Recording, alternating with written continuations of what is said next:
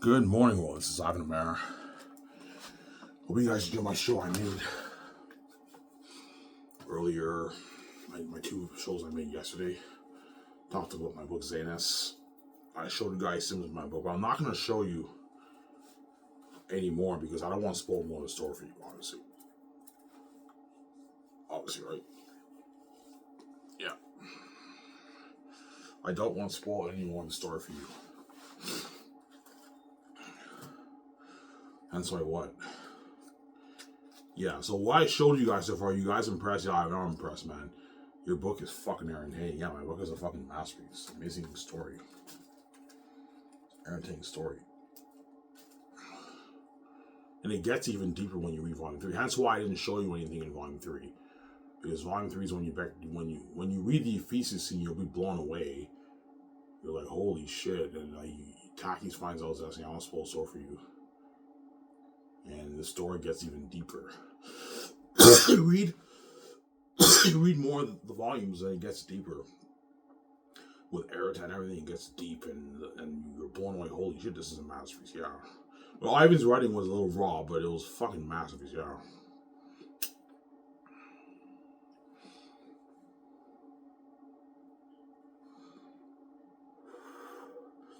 Yeah, like when you read some of my dialogue, obviously, guys, you caught some rawness. You know, even though Ivan has good writing styles, he could have had different word choices for some of his dialogue. He could have used an editor for some of his dialogue, but the book is still good. Yeah, even the greatest storytellers need editors. Need editors to edit the books.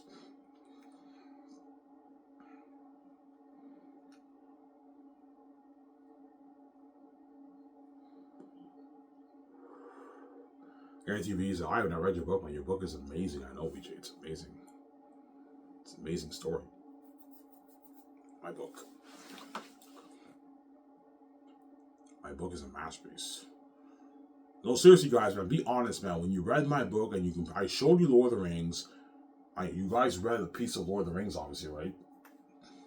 Lord of the Rings, the one I showed you yesterday night when I made my video. And you see a difference, man. Even though Jared Tolkien has amazing word choices, the story is a masterpiece. You compare it to my book, you see a difference. My book is more entertaining. Yeah, Ivan, your book's more entertaining. I'm more entertaining than your book. Yeah, my book is a more entertaining book. Jared Tolkien has deeper world building, but the story's not as entertaining. That's why I told you my book is better than Lord of the Rings. I wasn't joking around. It's a better book than Lord of the Rings. You guys all read the sneak peeks I showed you so far. I'm not going to show any more. You guys are obviously impressed. Yeah, Ivan, your book looks very amazing. Your characters jump on the page. And your characters really jump on the page, Ivan. They feel real, man. It's like reading like a movie book. Yeah, I'm a genius. I have a gift from the heavens.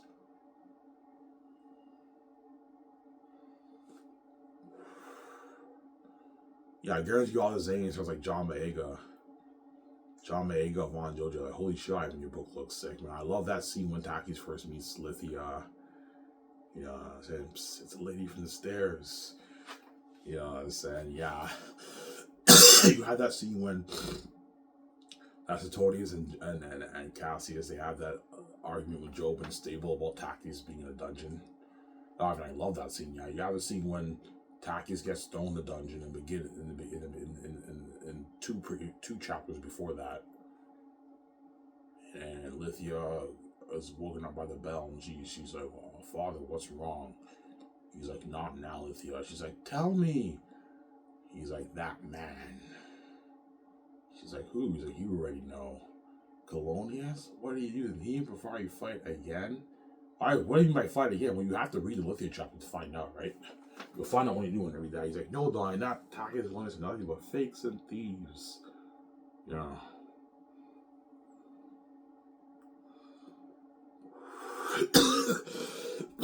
Sick story. Yeah. Yeah.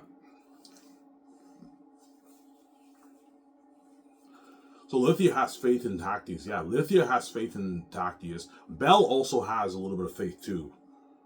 Belle believes what Lithia is saying is true. Whereas Mary, Cornelius, and all of them, and Job is a little bit convinced Takis is telling the truth. but like he's not fully convinced yet. The only one who's really convinced was like Mary, Lithia. And that's why when Cassius barges into Eli's quarters in his house, he's like, that man you locked in the dungeon is that man you locked in the dungeon is my cousin, the royal heir prince of Xanus. And Lithia's like, I knew it to be true. You know what I'm saying? Eli's like, silence, daughter. Yeah, that's a 16, I know. That whole chapter, you're hooked, man. It's a page turn. The Tigers of Colonial chapter is arguably the best chapter in volume 2, but you can argue the Lithia chapter is the best one too. When Taki meets Lithia, I showed you clips of that. You can also argue the Exodus of Saphius is the best chapter. When what I showed you yesterday, when with the hostile crowd, that's the end of the Exodus chapter, the last chapter of volume 2. That chapter is also very amazing. And the scene when Cassius can't sleep and he's like, Taki, listen to me, somebody doesn't feel the darkness of the wolves presence draws near. That's right before that scene, obviously. That hostile crowd scene right now. I remember this man. This is the man who, he's the imposter, everyone. You guys were with Jesus, yeah.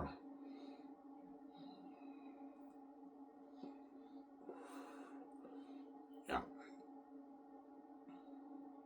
That's why Peter Jackson, what he read, Ivan, your book looks fucking sick, man. Like, yeah, man. That's why he'll tell me, Ivan, you're looking at a mask, man. You're looking at a better movie than my Lord of the Rings. I don't know if you're spreading with the Rings. A better movie trilogy Lord of the Rings, man. You guys read my book, and be honest, man, is my book more entertaining than Lord of the Rings? Yeah, Ivan, it's more entertaining than Lord of the Rings. Some fans might be hating on me, you know. No, I like Lord of the Rings better. They're just jealous, obviously, because my book is a masterpiece, and what? Watch out for the haters, guys. Some people might hate on you about your book. Yeah, Ivan's book was good. I didn't really like it. It was a bit raw.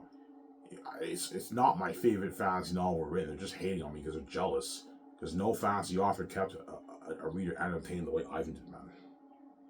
And my book is very entertaining. It's a page turner. It's a masterpiece.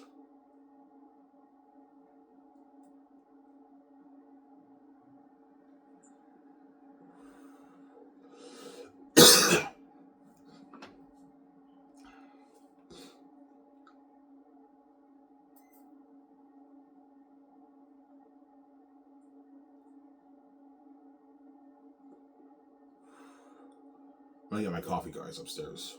My book is a masterpiece, man. Yeah, when you told us you were getting the story, that we thought you were good. We didn't know you were that good, Ivan. Yeah, well, I told you I was that good. I'm that good. No, Ivan, seriously, man. Like, are you bluffing, man? Did you really write that book on your own, man? Because so far, what you wrote so far, you blew us away. Like, you blew our minds away. No, guys, I'm not bluffing. I wrote that, man. I wrote that on my own with no help, man. Yeah, man.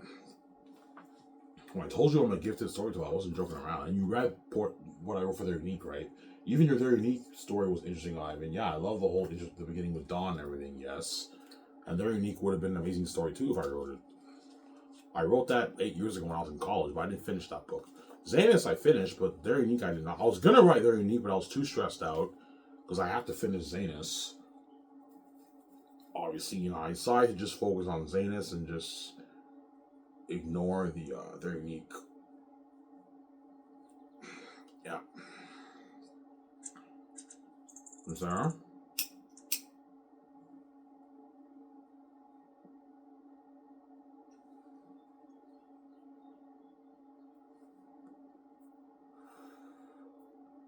Yeah, you are a masterpiece. I know I did. That's why the gates will control my brand. But you're not touching a dime off my book, man. Zero.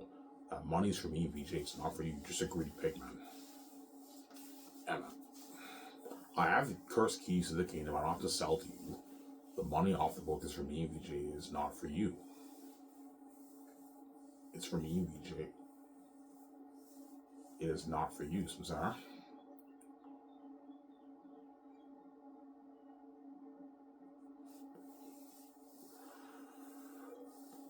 Yeah.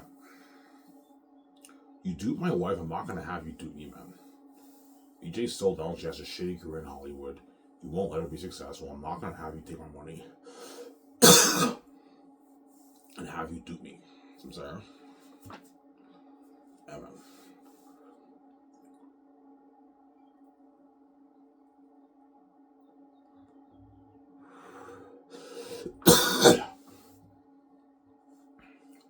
So your book is so good, it's a public embarrassment. Yeah, I don't mean to be an asshole, guys. Trust me, in real life, on this channel, I'm brag, but in real life, I'm a very humble man. My book is so good, it's a public embarrassment. When the world reads my book, all these authors are gonna feel like shit. Like, yeah, like, even though our books are good and the masterpieces, man, like, no author kept me hooked the way Ivan did. Man, I was so entertaining in Ivan's book. Like, the characters jump on the page, and I was just hooked turning the page. Like, I binged the shit out of that book, man. Yeah, Xanus is a book where you binge it, man. You know how amazing television shows you binge the shit out of it. Xanus is such an amazing book. You binge it, man. You can read the whole book in one day, man.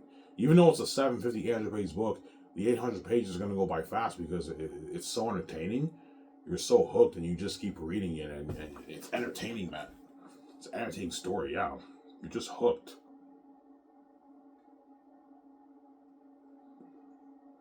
So good. Yeah, I haven't it's fucking what you show so far. Holy shit, that's anything I know. I guarantee you all the Zane starts John Boyega, like, Ivan, that's fucking entertaining.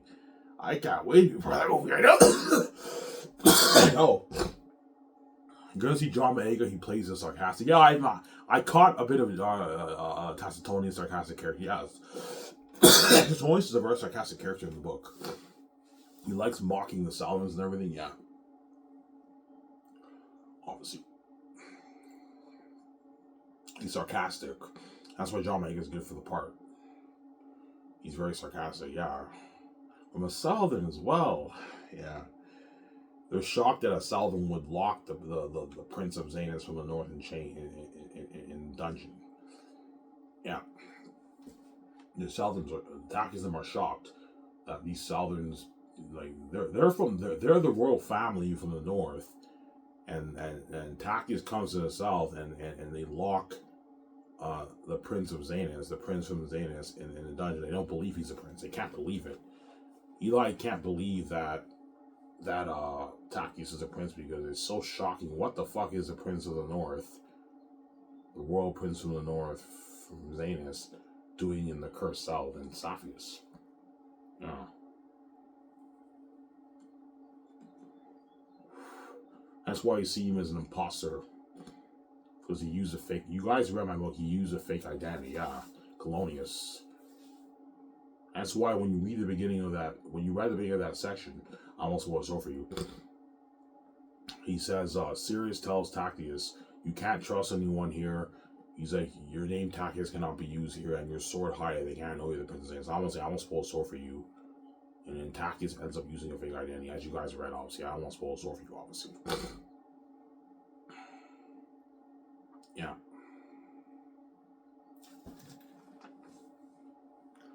What was a fake identity? Yeah, he was Colonius from Cyrus.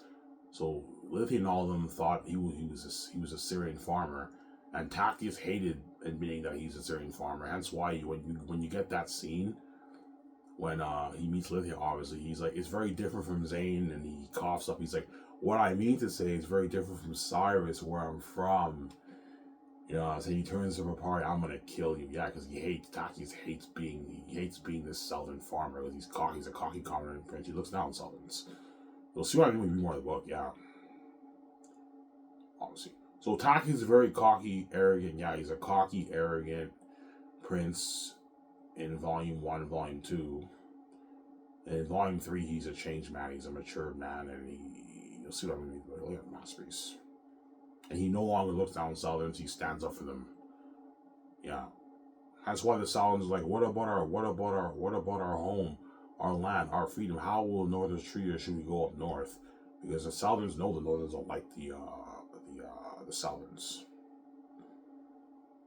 But Tacitonius still looks down on the Southerns throughout the book, obviously. But Tachys, when he gets more mature, obviously, and Cassius also gets a bit more mature too. When they arrive to the north and they have that huge dispute, obviously, they stand up. Tachys stands up for the Southerns, obviously, but the Northerns don't like them. He's like, what the fuck are these guys doing here? Yeah, you'll see what I'm gonna be like on 16. Yeah, they have this huge argument. It's crazy. It's fucking crazy. Yeah, look how sick book that wrote.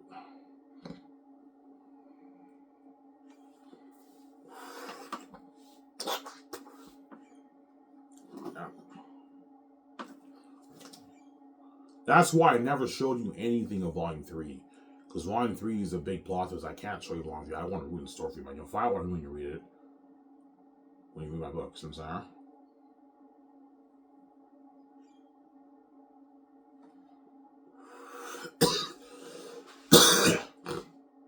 And it was something about Ivan's writing that's very unique.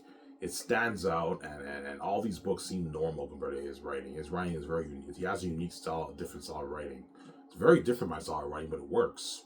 The way I write dialogue and everything is not the way the other authors write dialogue. I say like kept on. I don't. Authors don't use that word. I say kept on. I say continuing. You know what I'm saying? But it works, and the story is still interesting because I'm a creative genius. Yeah.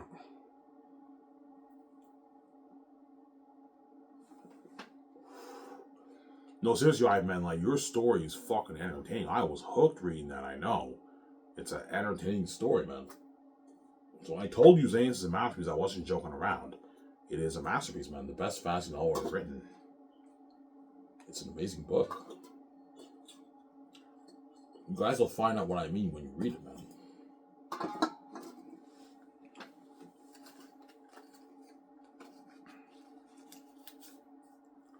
You'll find out what I mean when you read my book. I wrote a masterpiece. I'm gonna get my coffee, guys, in a good, like, 5 minutes.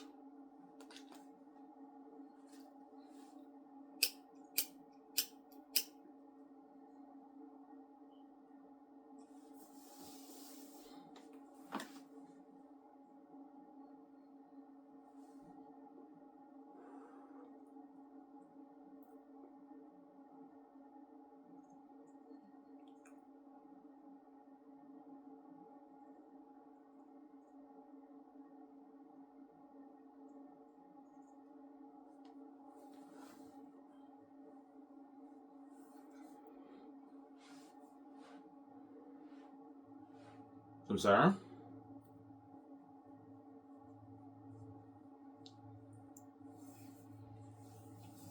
That's why if you adapt that story to the big screen, you're looking at an amazing movie. The best movie Jojo ever made. When I say Xanus is the best movie Jojo ever made, I wasn't joking around. It'll be the best movie Jojo ever made. Imagine that scene, all the scenes I showed you, I apply it to the screen. And I add more stuff to the scene to make it even more interesting. I would be adding stuff to the scene to make it more interesting, obviously. Like when Takis gets thrown in a dungeon and Takis Loans, they don't put him on trial. They arrest him in his bedroom. Whereas in the movie, I might do a thing where they put him on trial. But in the book, they don't put him on trial. They arrest him when he's sleeping. For papyri and Sirius. They arrest Sirius and papyri too because they're thieves too, right? And they arrest those 3 guys. All 3 of them are guilty, obviously. But Takis is obviously the one who they're really what? They're really focused on because he claims to be the Prince of Xanus, obviously, and they can't believe it. Like, what the fuck are you doing here? You know, we don't believe it. They believe he's an imposter.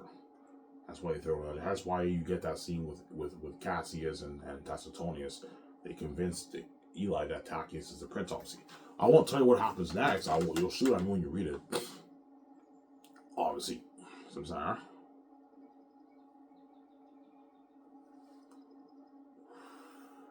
So if you get biblicism and Xanus, yes.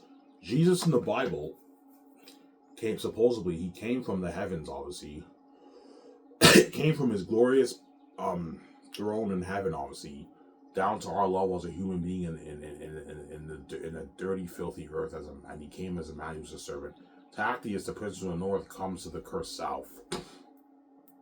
Why does he come to the cursed south? I don't want to spoil a story for you, but you got a little snippet of the end of when Tactius and Papyri, why Tactius came. No, you don't. You read it later in the next chapter.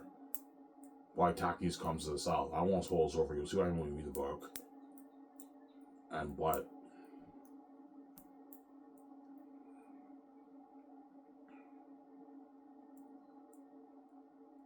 Yeah.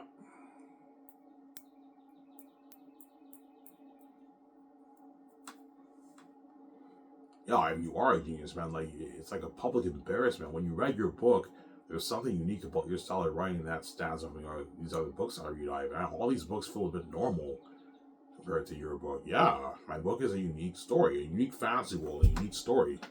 It's a masterpiece, man. And the characters, when I told you I made the characters jump on a page, when you guys read Session my book, the characters jump on a page, Ivan, they do. The characters really jump on a page in your book, Ivan. Yeah, they feel real. They come alive on the page. It feels so real, yeah. Ivan, how do you do that? It's a gift, man. I can't tell you how I do it. I'm just gifted. God gave me the gift, yeah.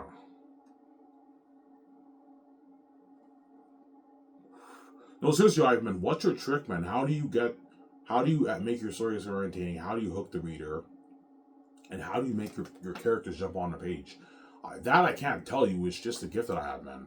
I just write my book. I read it, and it's interesting, and I make the characters jump on the page. I don't know how I do it. I can't tell you that trick. I can tell you ways to improve your creative writing. Take creative writing classes, obviously. And practice your writing like I did. As I told you, my writing was not as good as this before. I remember I wrote the Islamic story back in like 2010, 2011. I wrote like 4 chapters, 30,000 words of that book. My writing then was pretty good, but it was not as good as it is now. And that's how I practice my writing.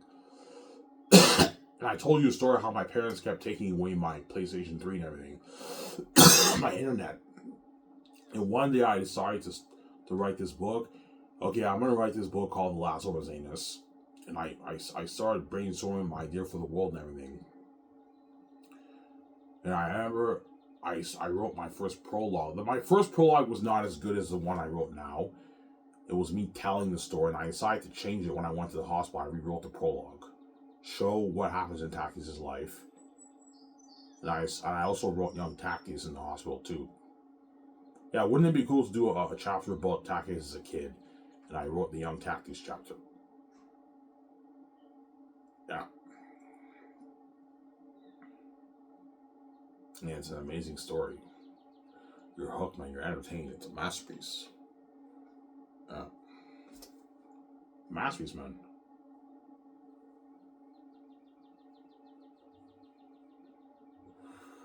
That's why the gates won't control your man, Ivan.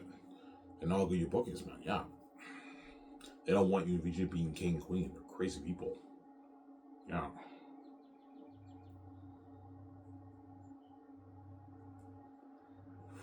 The world doesn't want you being king and queen, Ivan. That's why they lock the doors and they separate you from VJ. They don't want you to be with VJ, and they don't want you VJ being king and queen. They're crazy people. Because they know, yeah, when Ivan's king, it's the end of the world and we're all left behind. All stuff, yeah. We're all left behind.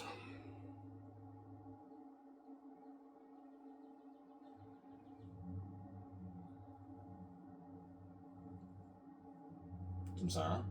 Here's your VJ Ivan. I love your book. I love the character of Lithia Ivan. I know. That's why when I meet VJ, so Ivan, I can't wait to play the role of Lithia Ivan. I know VJ. No, Ivan, seriously, man, I love the character of Lithia in your book, but I can't wait to play the role of Lithia in your book, Ivan. You know what I'm saying? Yeah. And Peter Jackson McGiston, when you guys read my book, yeah, Ivan, your book looks fucking interesting, man. It's entertaining, Ivan. I'm enjoying it more in Jared Torres Lord of the Rings. I hope you're better than Jared Torres. Oh, Ivan, seriously, man, I enjoy your book more in Jared Torres Lord of the Rings. I hope you're better than Jared Torres Lord of the Rings. Yeah. Yeah.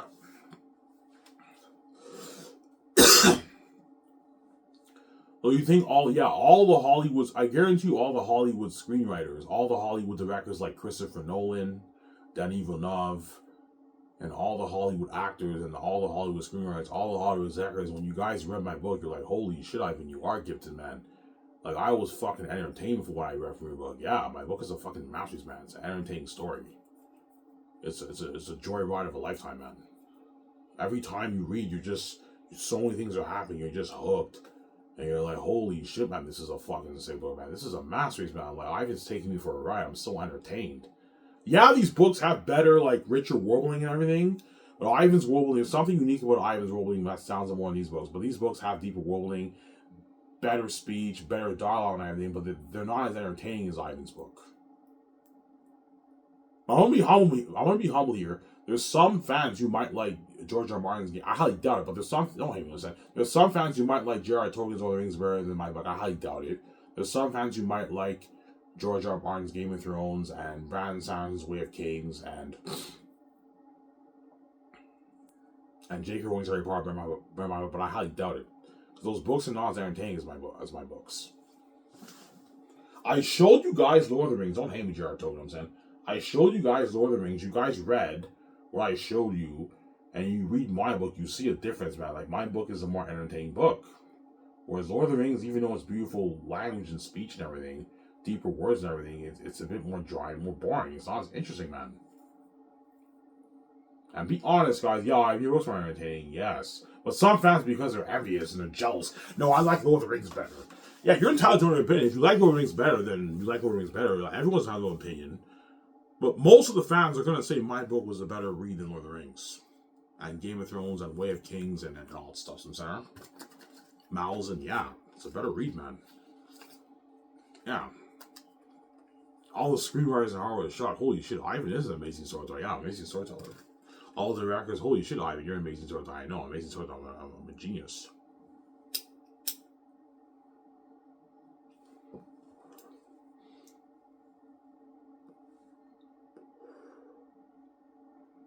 I'm a genius, yeah. I'm a genius. When I finish that script.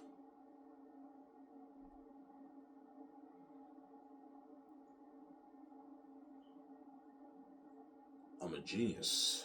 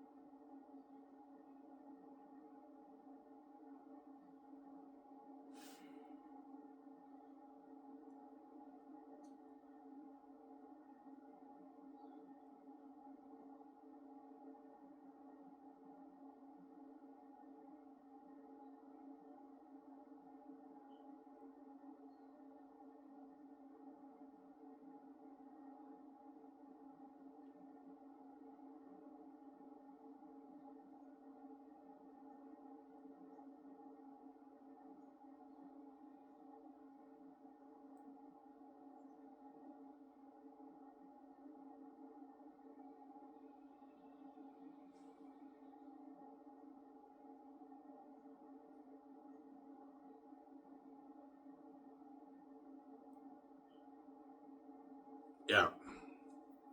Guaranteed James Gunn, Peter Safran. Holy shit, Ivan, you are a gifted man. Like, your story is fucking sick. I know, it's a masterpiece, man. It's an amazing book. Guaranteed John Cameron, Robert Mayer. Like, holy shit, Ivan, you are a gifted writer, man. Storyteller, man. Your story is entertaining. Yeah, it's an entertaining story. It's a ride of a lifetime when you read it, man.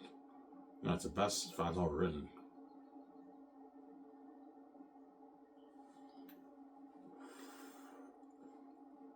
So Lord of the Rings has better world building. Lord of the Rings, Game of Thrones. You guys read a section of my book. Lord of the Rings, Game of Thrones, and Way of Kings and all that stuff. And Malzahn has deeper world building than my book, obviously. But my world building is more unique than theirs. It's a more unique world. It's deeper, bigger than mine. My world building is more unique.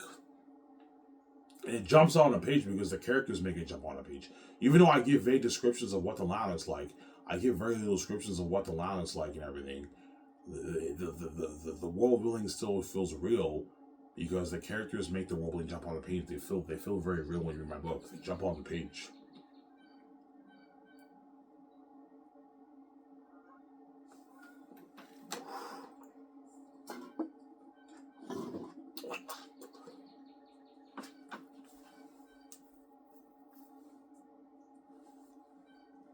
They feel very real.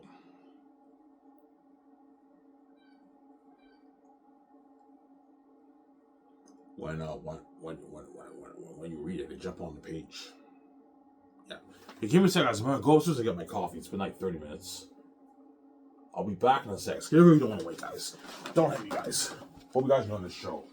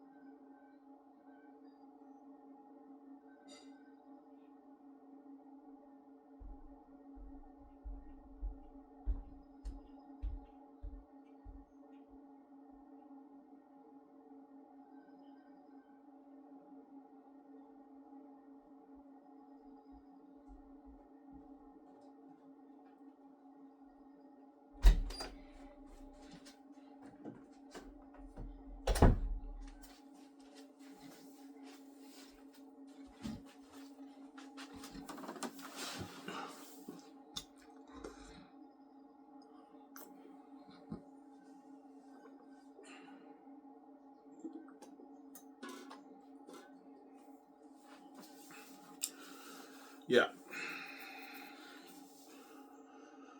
I haven't shown us more. No, I'm not showing you more, guys. When I said yesterday that was it, that's it. I'm not going to show you guys more. I don't want to spoil stuff for man. I already showed you guys enough scenes in my book. I can't show you more, man. I'm gonna spoil all the scenes for you, man. I know you guys want to read more, but I can't.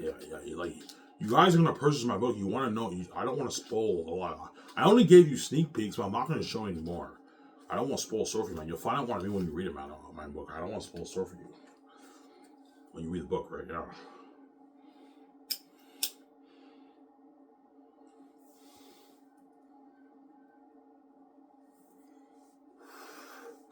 Yeah, book critics are going to be calling my book a page turner, a horror grilling fantasy novel, an epic fantasy tale. It's crazy. Raving reviews on behind the scenes. It's crazy.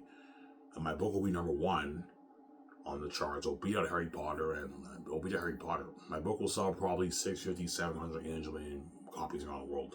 Something crazy. I make like my 10, my 14, my 50, I don't know, my 15 million bucks out of the book. And that's enough money for me and VG to start Scottish Entertainment. I can now make my movie, turn my book into a movie. The Last Hope for Xanus. I'll make it for $2 billion. I'll give Peter Jackson his $2 billion budget for the movie. Looking at an amazing movie, man. People say, I've been looking at a man. This is Brother of the Rings. I know Brother of the Rings. Seriously, man, I enjoyed your book more than Jared Toy's Lord of the Rings. I don't because Jared Toy's Lord of the Rings. Yeah, your world building is very unique. I love the whole thing with Norse and South. You wrote an amazing book, I know, Peter. You wrote a masterpiece. I know, Peter. I wrote a masterpiece. Yeah.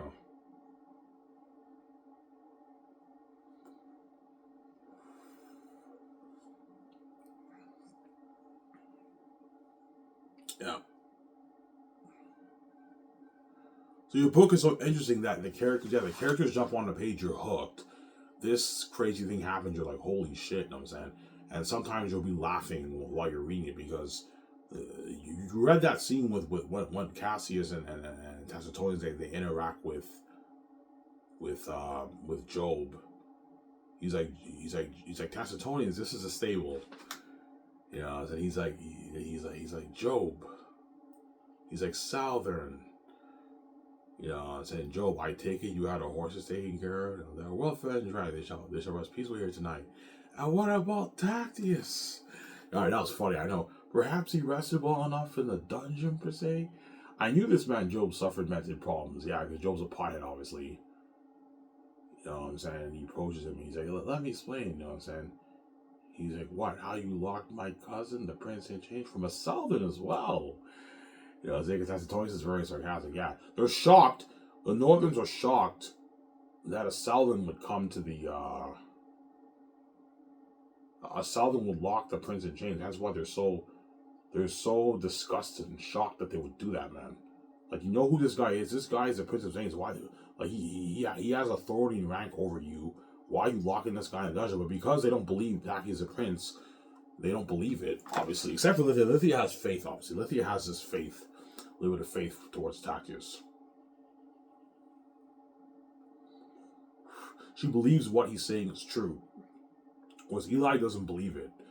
Cornelius doesn't believe it. Mary doesn't believe it. They don't believe it. Belle believes it a little bit, obviously, because Belle is Lithia's best friend. So Belle also has a little bit of faith too, but Lithia is the one who has a bit of faith. And Job somehow believes Tactius is telling the truth, but he's not fully convinced, obviously. Hence why when you get the end of that scene, when Tacitonians and Cassius arrive to Saphius, you know what I'm saying? Because they had a long journey, Cassius is like, this horse is thirsty. I love that. That's a good word choice. I know, I'm an amazing storyteller. This horse is thirsty. You know what I'm saying? He's like, what? He's like, who are you? You know, what brings you to Saphius? Well, my name is Cassius. I'm a general in the Zane army. We just escaped Iraq. He's like, a Zanian here in Saphius who escaped the land we firm most. What are you doing here? Like, what the fuck are you guys, you Northerns doing in the cursed South in Saphius? You know, our cousin, you know, said we seek Prince Tacitonians, like we seek Prince Tactius, as he happened to have found passage here. You see Tacitonians you see John Vega in the movie. We seek Prince Tactius. Like, look at that sick movie, yeah. Ivan, yeah, your story looks sick. I know it's a sick book, man. It's a sick book, John. I'm saying it's a sick book, yeah.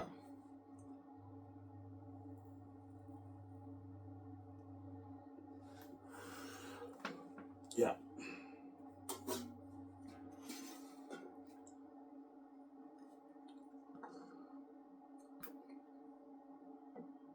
And hence why afterwards I say Job gulped and he said, "Follow me." He's like, "Holy shit!"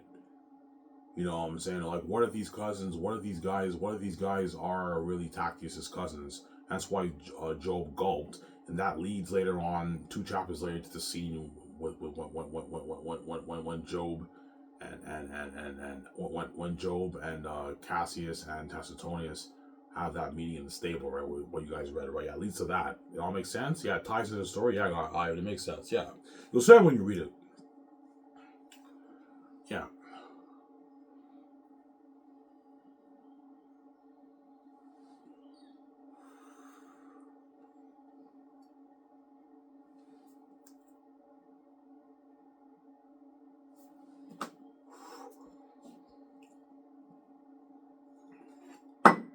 Yeah.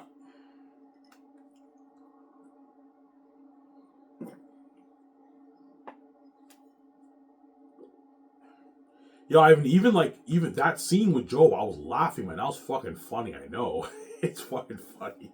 Even me when I read it, I laugh all the time. So yeah, I mean, that was funny, man. Like, that was entertaining. I know, but fucking gifted storyteller. Or by some scenes in the book, you're laughing, especially with Job.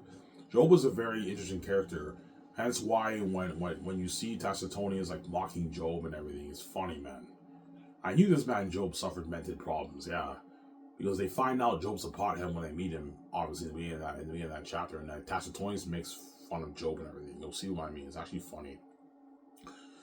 Yeah, he's like, from a Southern as well. Yeah, they're mocking him. Like, what? Who are you? Who the fuck do you think? Who the fuck do you think you are? A Southern locking my cousin, who's a prince of the north, in chain in the dungeon, obviously. And when you read later the chapter, Tacitonius is a bit paranoid. He thinks you read obviously that scene later on. He's like cousin man. He's like what if we suffer the same fate? I forget what I wrote obviously. And Hatch is like, relax, Tacitonius. We're trained warriors. No one can stand against us here. The Salamans are not trained in the arts, obviously. He's like, that's not what Tactius would say because they threw Tactius in the dungeon. You know what I'm saying? Yeah. And you keep reading, he's like, Silataz will be fine. And he ends up meeting, and Eli and him were discussing what they should do with Tactius and all of them. And then Tactius shows up, Cassius shows up with Job and Eli. He's like, Job, what is this madness, and who are these strangers carrying weapons? He's like, sir, they claim to be the cousins of Tactius, and Job is shocked. He's like, you must be Eli.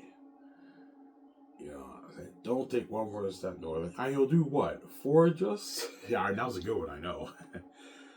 When you read the book, Tacitonius constantly mocks the Southerners. He's just sarcastic. That's where you're gonna see John Boyega. He's very sarcastic in the movie.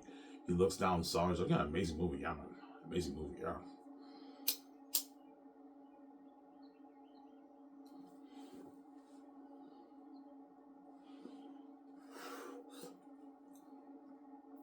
Yeah, there's something about your wobbling that's very unique. I love the whole thing with the North and the South. And it sounds like the Northern, I know. Yeah, even though Lord of the Rings has deeper wobbling, better wobbling than mine. Well, no, you could argue my wobbling is better than Lord of the Rings, right? Because it's more unique. Lord of the Rings it's richer, it's deeper. There's more lands and everything, but you can argue my wobbling is better in a way because my wobbling is more unique. It's a much smaller world, Lord of the Rings, but it's a very unique world. Like where you have the North and the South, and you have the South is cursed, the wolves of Barak. Yeah. What's that? Yeah.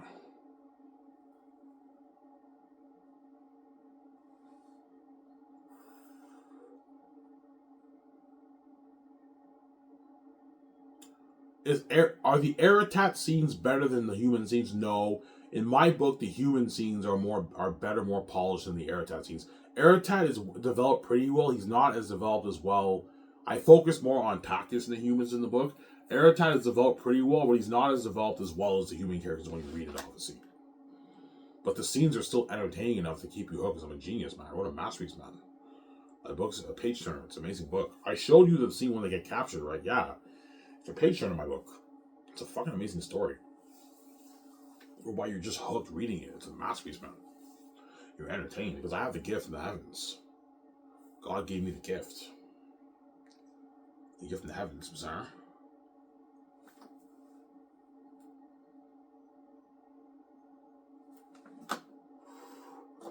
Yeah, I mean, I can't wait to read your book. I know my book's a masterpiece, obviously. Yeah, the whole world will be the whole world will be buzzing my book. Hence why Victoria Justice cries me because she doesn't want to miss out on that glory I'm going to be receiving when I'm king, man. VJ wants a piece of my billions. I'm like, yeah, I want a piece of your money, man. I'm a fucking stupid because she's fucking stupid, obviously. I sold to the gates. I have a shitty career in Hollywood. I'm only worth $12 million. I make like my 500, 400K for my television shows and my movies. And you wrote that amazing book and you have the keys. That's billions for you. I want a piece of that. She wants a piece of my money. She wants me to get out of Hollywood. She wants her freedom with me. She wants to be with me. She loves me a lot. You know what I'm saying, sweetie? And she what? She wants to see a light. That's why what? She's crazy and she cries me over that, man. She's a crazy woman, man. Fucking crazy woman. Yeah, man. That's why we did crazy woman. Because she's a crazy psychotic woman. Yeah, man. I'm her baby, obviously. Yeah. Like VG, man. Like I don't mean to be an asshole, man. Like how fucking stupid can you be, man? Why the fuck would you sell to the gates when you have the keys to the kingdom, man? Like, oh my god, man. Like, oh. It's fucking stupid, man. Yeah, man. Yeah. It's fucking stupid, man. Yeah, man. Yeah, Ivan, I fucked up, man. Get me out of here, man. Ivan, I fucked up. I want to be with you. I love you. I want to be with you. I want to feed your mind to you. I want to see a light. I want a piece of your brains. I want to be a famous movie star for your Xanus movie. She's fucking crazy, yeah. But she cries. And she wants to be queen with me. She doesn't want to be left behind. She wants to be queen with me. Yo, I don't want to miss out on stuff. Are you fucking crazy? I don't want to miss out on you being a famous author, the whole world buzzing about your book, and you're the main event, you're trending, and you're living that one life. I don't want to miss out on this life. I don't want to live that life with you, Ivan. That's why I cry when Ivan. The gates duped me. Yeah, the family duped her.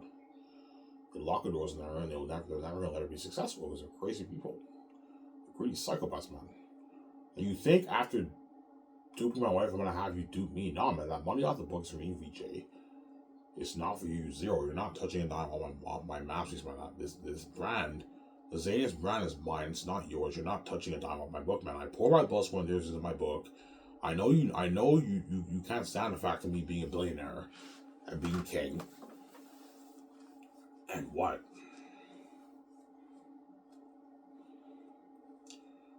And yeah, you can't stand the fact of me being a successful, famous author and writing a book better than all these fantasy novels. If you don't like it, I'm sorry. That money is for me, VJ. It's not for you. You're not touching a dime of my money, man. It's for me, VJ. It's not for you. Zero. You're not God. You didn't create this place. You don't deserve to enjoy my money, man. This money is for me, VJ. It's not for you. Like I told you, even when me and VJ, I'm talking to you, VJ. Even when me and you are king and queen, the gates still locked everything around the world on us. We can't touch a dime of their money. That's why I came with the keys, because the situation is so serious. Whereby even when I make money off my book, me and VJ can't touch the gatekeeper's money around. Well, because the Zane's book is my brand and that's my money, and I made, I don't know, my $15 billion off the book. Me and VJ, the only way for me and VJ to make more money for ourselves, we have to start a business with our own money. We can't touch the gatekeeper's money. The gatekeepers are never going to let me and VJ touch a dime of the money because they're greedy psychopaths. That's why I came with the keys. That way, me and VJ can have our own money. Well, VJ got duped, but I came with the keys. That way, I can own my own brand, a product of an IP of mine. And I wrote the Xanus IP, and I own the brand. I own that IP, and the billions off that, I can start my own film studio. Sky's Entertainment. I can get the Hollywood actors out of the Hollywood system. The ones who are chosen, the ones who are not chosen. I'm sorry, guys. You're going to be left behind all this system. You guys are going to hang out.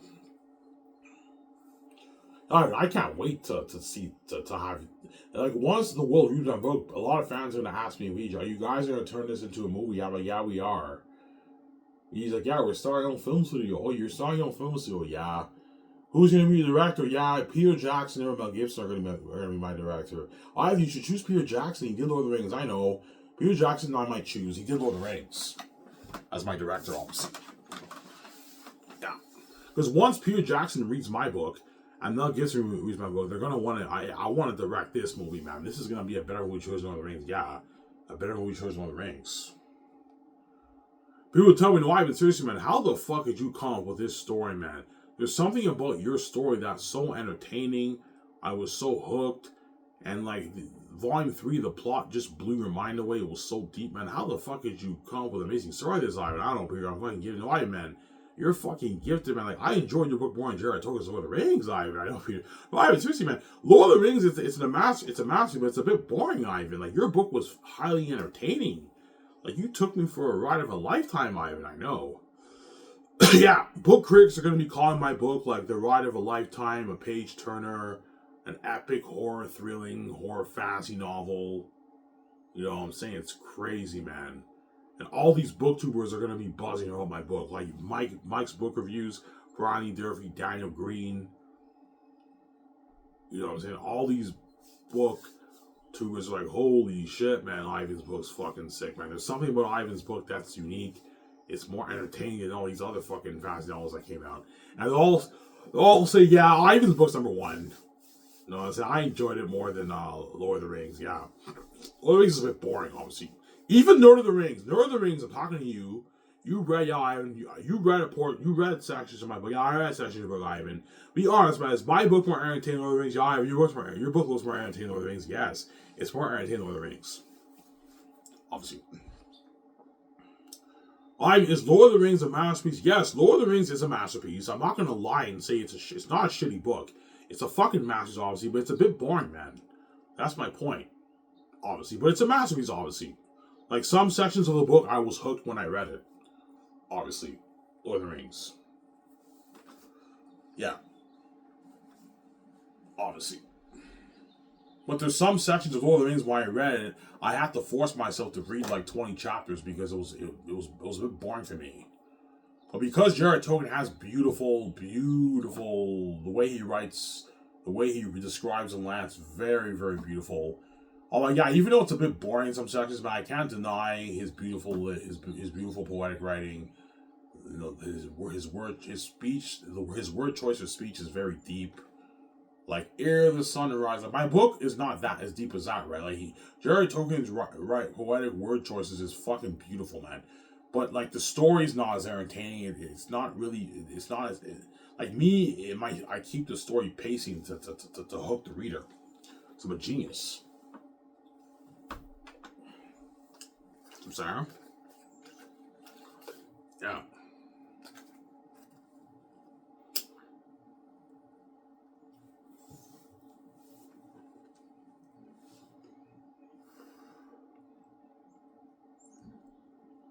Yeah.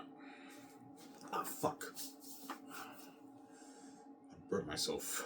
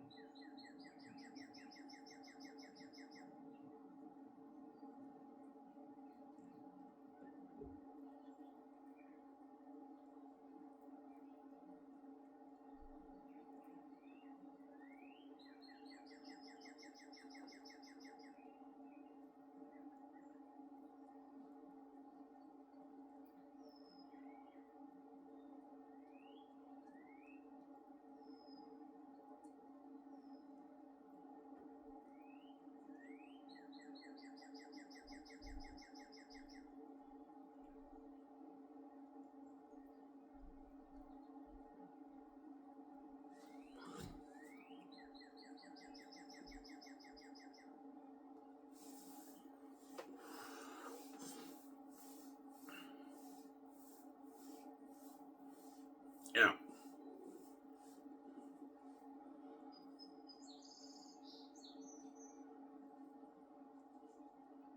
So, if you think you're a better storyteller than Brandon Sanderson, George R. Martin, and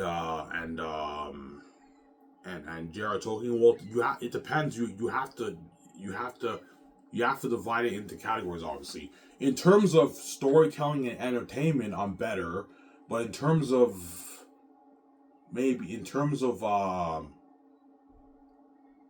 poetic literature, beautiful speech, they're obviously better than me. Obviously, but I'm the better storyteller. I'm more of a entertainer. I focus more on the hook and the entertainment, whereas they focus more on the richness of more the world building and the richness of the speech and everything, less on the entertainment and the hook. So you have to divide it into categories. But at the end of the day, it comes down to, at the end of the day, guys, it comes down to entertainment. Authors write books to entertain the reader. So if you entertain, if your book entertained the fans more, then technically speaking, you are a better author than the other author, obviously. But Brandon Sanderson and George R. Martin are better than me in some categories in writing. I'm better than them in some categories in writing, obviously. I'm very good at hooking the reader. I have the hook. I call it the what? The page hook. I'm good at doing the. I'm good at having the page hook. Obviously, I'm good at making my story entertaining. I'm also very good with characters. I'm good at making my characters jump on the page. They feel more real. They feel alive on the page, obviously, when you read it. No, seriously, when I read sections of your book, the characters they feel so real. They jump on the page. Yeah, like you have all these like it's very like they come to life. Yeah. Yeah, I mean, your writing is pretty simple, but the characters, they come to life. Yeah, they come to life, man. Yeah. You know what I'm saying? Father, what's wrong? And you have that picture in your mind. You can picture a woman talking, right? Father, what's wrong? He's like, not now, Lithia. Tell me. You know what I'm saying? That man, you know what I'm saying? Yeah. You make the characters jump on a page. Yes, I'm a genius, man. I know how to make the characters jump on a page. I don't know how I do it. It's a gift that I have. No, Ivan, seriously, man, I'm gonna be honest with you, man. Are you bluffing, man? Did you really write all that on your own? Yes, I did, guys. I wrote it on my own. I'm not bluffing, man. I wrote that all on my own with no help. With no fucking help, yeah.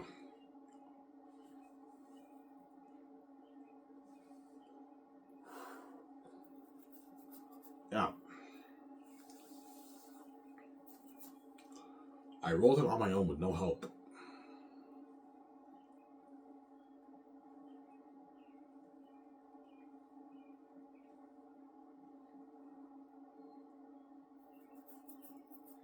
Is your book a bit raw? Yes. Some sections of my book you'll catch some rawness, obviously, as I showed you guys, right? I showed you guys sneak peeks of my book. You guys obviously caught, yeah, even though Ivan, your writing is really good, Ivan, I caught some rawness in your dialogue. You could have had better choice of dialogue, yeah, but still good enough to keep you hooked, obviously. Because even the greatest storytellers need to have editors. But I did everything myself. I don't have an editor. I don't want anyone touching my story and reading my story. I'm sorry. And so I'm going to be very strict with Peter. I don't want you making drastic changes in my story, Peter. And ruin my story. You're going to piss off the fans. You're going to really piss them off, Sarah. Don't do that, Peter, Sarah.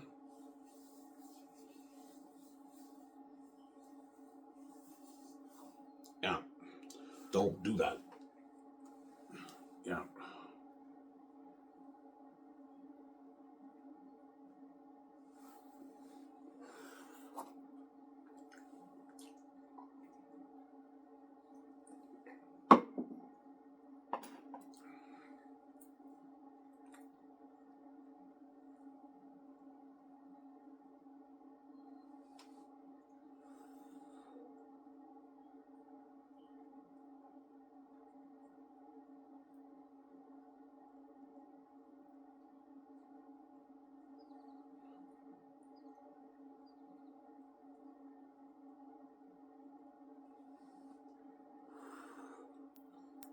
Yeah.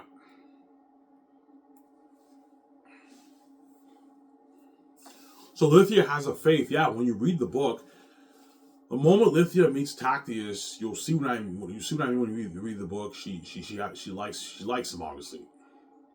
Pretty much after the scene when Tactius meets Lithia, they dance on the banquet hall and everything, and they talk and everything. And Lithia, you get the scene when Lithia and them, they talk in the bed, and they talk about Tactius and Papyri and all this. I mean, she's like, yeah, he's very handsome, and she has a little bit of crush on him. obviously, and in that scene when she tells, when she hears the bell, and she's like, what the fuck is going on? She goes downstairs to the quarters in her father's house. She's like, Father, what's wrong? And he's like, not now, Lithia. She's like, tell me. And he's like, that man. She's like, who? He's like, you already know. She's like, Colonius? She's like, what do you do? Did he and Papyri fight again? No, Don, not Colonius and Papyri, nothing but fakes and thieves. How can you say such things, Father? Did you not welcome him into your home? Why is sudden mood change? And he's like, Lithia, my sweet Lithia. He's like, Colonius is not from Cyrus. He claims to be the Prince of Xanus. She's like, that cannot be. They were shocked. She's shocked. Yeah. The Southerners are so shocked. What the fuck is the Prince of the North doing in the South, man? It's a shock. It's a shock, obviously. That's where you get the symbolism of Christ humbling himself in the Bible. Yeah. Tactius uses a fake identity, and he claims to be a Syrian farmer. He hates being a Syrian farmer, but he has to protect himself, because remember how the Northerns don't like the Southerns. The Southerns like the Northerns. And that's why Syria's like, yeah, you have to, your sword hide it, and your name Tactius cannot be used here, Tactius. He told him that. And that leads to the story. That's why looking at matches that I wrote. So Tactius pretty much humbles himself when he goes to Saphius. He takes on a different identity, and he acts as a Syrian farmer when he's not really a Syrian farmer. He's a Prince of Xanus. Papyri and Sirius know he's a Prince of Xanus, obviously. But Eli and them don't know he's a Prince of Xanus yet, until you read the rest of the story, obviously. That's why we're looking at an amazing story. Man, yeah, your story looks sick. I know it's a sick story. Yeah, sounds like Ivan. I caught that biblical symbolism in your story, Ivan. I caught that, yeah. I caught that, Ivan, yeah. Just like Jesus, he came from the heavens, he took on flesh as a servant. Tactius comes from the Prince of Xanus comes from the holy north, the royal kingdom, the royal land of Xanus to the cursed south, and he takes a different identity, and he acts as a farmer, and he works for Eli too. I won't spoil the story for you when you read the book. He works for Eli and everything, but he hates being the Syrian farmer. But he has to play him along. You'll see that when you read the book. Obviously, you got snippets of what I showed you when he meets Lithia and all that stuff, right? Yeah, that's why he stumbles on his words sometimes. Well, my name is Tot. I mean Galonius. Yeah, he stumbles on his word. I'm from Zane. I mean Cyrus. Yeah. Because he's getting used to the fact of using a fake identity. So I'm going to say I won't spoil the story for you. See when you read the book. Yeah.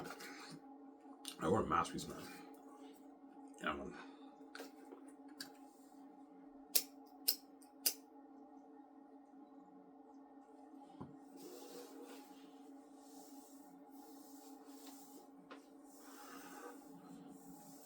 Yeah.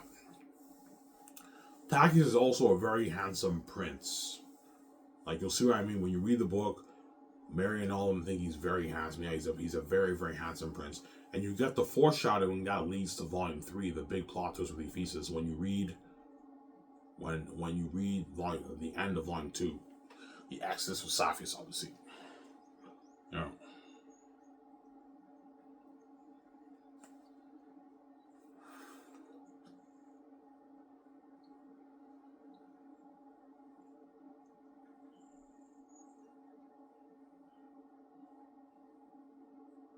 Oh, your story looks deep. Yeah, if you think that's deep, if you think what I'm showing you is deep, nothing. When you read Volume 3, it's even better, it's even deeper, man. And that's why my book's a masterpiece, man. It blows your mind away. You read Volume 3, and that's when the story gets... Peter's like, yeah, Volume 3 is when your story gets very deep, man. That's when Tactius is a changed man. He grows his beard. I won't spoil the story. See when you read the book. he's more mature and everything, and he knows his destiny, and that's when it gets very, very deep. So deep it'll blow your mind away. Holy fucking shit! This is a masterpiece, man. Yeah, it's a sick story. It's so good.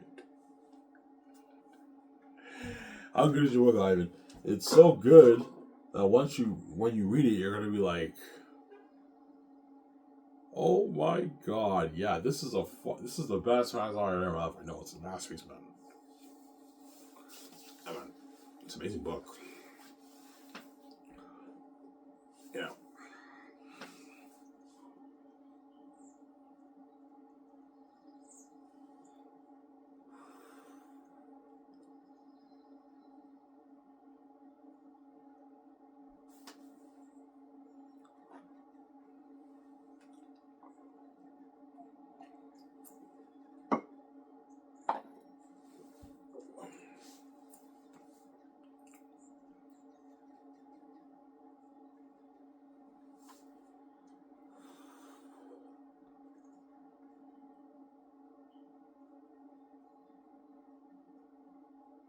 I like that scene when she's like, "Where are they?" And she's like, "Father, Jesus, how many fathers will I get from you?" You know, that was like, "Yo, that's funny, I know." I'm an amazing storyteller. Yeah, that was funny, I know. Yeah, Father, Jesus, how more fathers will I get from you? That was so funny. I laughed. I know. Like, stories are entertaining, man. The masterpiece, man. Yeah, man. Masterpiece.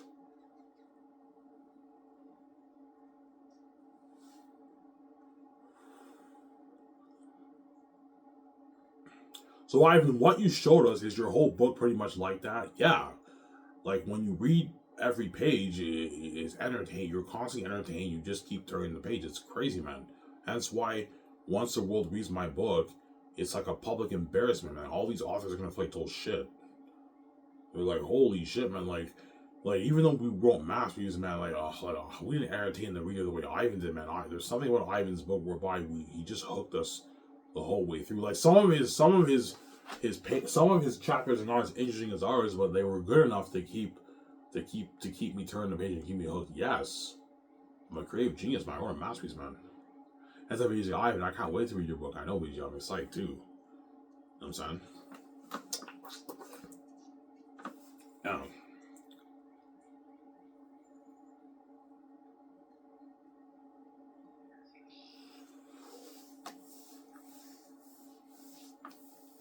I'm gonna apply to McDonald's.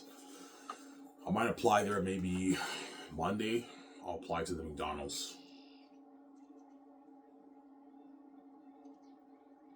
Yeah. I'm gonna apply to the McDonald's on Monday. I'll see. I'll apply to the McDonald's. Because dishwashing is getting annoying, man. Because once Acne leaves, I don't want to work Saturdays alone. So I'm gonna apply to the McDonald's. And if I get that job, I might end up quitting Coco Fruity and I'll just work at Dinty's and Coco Fruity. Or I'll quit Dinty's and I'll work at Coco Fruity and I work at McDonald's. I'll probably quit Coco Fruity and work at McDonald's if I get the job, obviously, because dishwashing is very annoying. I like working at Coco Fruity. Coco Fruity, I like working at Coco Fruity. It's a family there, and I'm saying people there are very nice. The boss is pretty nice, obviously, but dishes is very stressing, man. It's a lot of work. I work my ass off for very little money. Whereas McDonald's, I flip burgers. I'd rather flip burgers than fucking wash dishes, right? Washing dishes is a lot of work, and it's tiring. It's a lot of work, and what? It's very stressing, obviously. You know what I'm saying?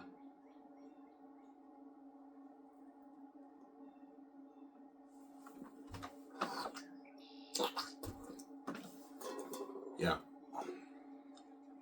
That's why the games want to turn it back. They know you wrote a masterpiece. Well, they know, yeah, Ivan wrote the book. He owns the rights to it. He has the keys to the kingdom. That's billions for him and Reject. We don't want him and Reject being that rich and being multi-billionaires and living that life. And starring their own big film studio and being famous movie stars. Yeah, making that amazing movie. Because when I don't sell to the gates, once I sell Skies Entertainment with the merchandising rights for my Xanus brand is mine, the film rights is mine, and the game rights are mine. And all that money goes to me and BJ. And the gates don't touch my money because I insulted them. Yeah. That's why my Xanus brand will be so huge. Once the world reads my book and I now make the movie, I now make the movie. I now make the movie with Peter Jackson or Mel Gibson, and I sell that merch, and I release the game. Obviously, my brand now becomes so huge. And he's like, "Holy shit, Ivan, you're selfie-made, man." I remember when you were promoting your book on your Sabdos channel, and now the whole world read your book. They loved your book. It's a fucking masterpiece, and you now adapted your fucking movie, $2 billion budget movie. Your game, the game will be very popular. The Xanus game. And you're now selling your merch, your Xanus merch. And my brand's a huge brand, an $80 billion brand. Yeah, the Gates know the Xanus brand is like an 80 billion, $100 billion brand. That's why they want to control my brand, because they're greedy pigs. Yeah, even though all the trillions in the world goes to you, because you're fucking crazy, man. And money out of the books me is not for you, you're just a greedy pig, a greedy psychopath. You're not touching a dime off my what? Off my my book royalties. That money should be just not for you. Just a greedy pig. Well, the Gates try to get half of your money. No, like it's either we control your man Ivan or you suffer the consequences. Because they're crazy people. They won't even let me get fit. They won't even let me have own 50% of my brand because they're greedy psychopaths. They want to control. No, Ivan, we want to control your brand. You bow to me. I'm like, yeah, fuck you. I'm not bowing to you, man. And, or you suffer the consequences. I choose the other choice. I'm not gonna have to use you like that. No way. I'm not gonna have you take control of my book after what you put me through in my life, man. Giving me this mental illness. Yeah.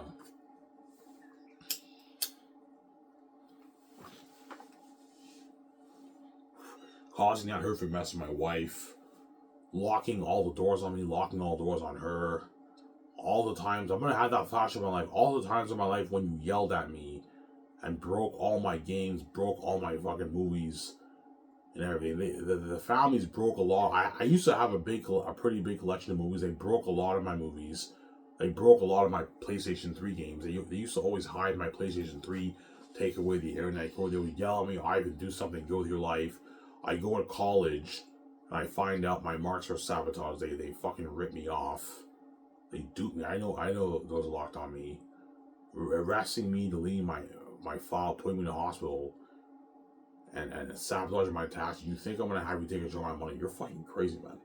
The money off the books means just not for you. You're just a greedy pig. But they're gonna do their very best to scare the shit out of me. Whereby I see a guy pull out a shotgun, I see a guy pull out a handgun, I see a guy pull out a chainsaw and like a machete.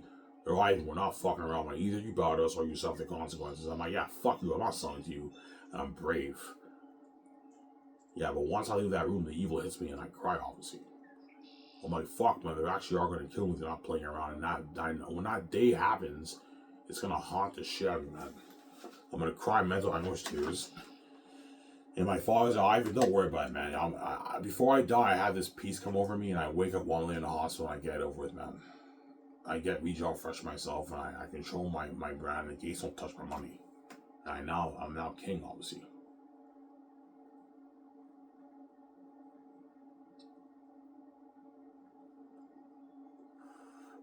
I'm now king. Yeah.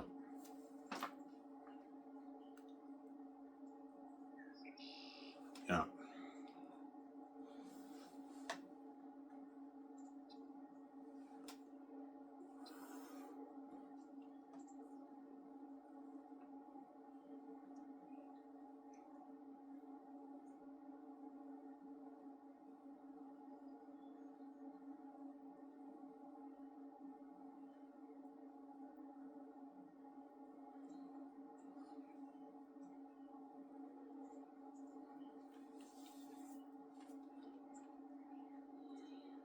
So Ivan, Xanus is so good.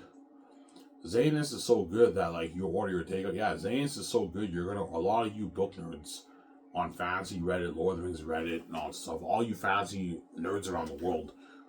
The book, especially the book nerds, obviously, you're gonna get your takeout, man. Oh, I can't wait to read this book. You read it and you're so hooked, and you get your takeout, and you binge the book, man. Binge the shit out of it. Yeah, it's a masterpiece. Yeah.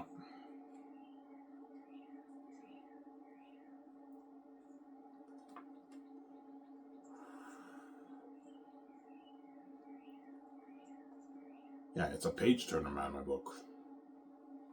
That's why you're going to order your takeout. You buy the ebook, you read it on your laptop, and you order. Yeah, I'm going to order myself a pizza. I'm going to get McDonald's. I'm going to get Wendy's. I'm going to get Burger King. I'm going to get Subway. I'm going to get shawarma. I'm going to get chips. I'm going to get popcorn, candy, chocolate. And you're eating food while you're reading the book, and you're drawn to the story. And I'm controlling your mind, and you're hooked. You keep turning the page. I'm a genius, man. I know how to hook the reader. Yeah.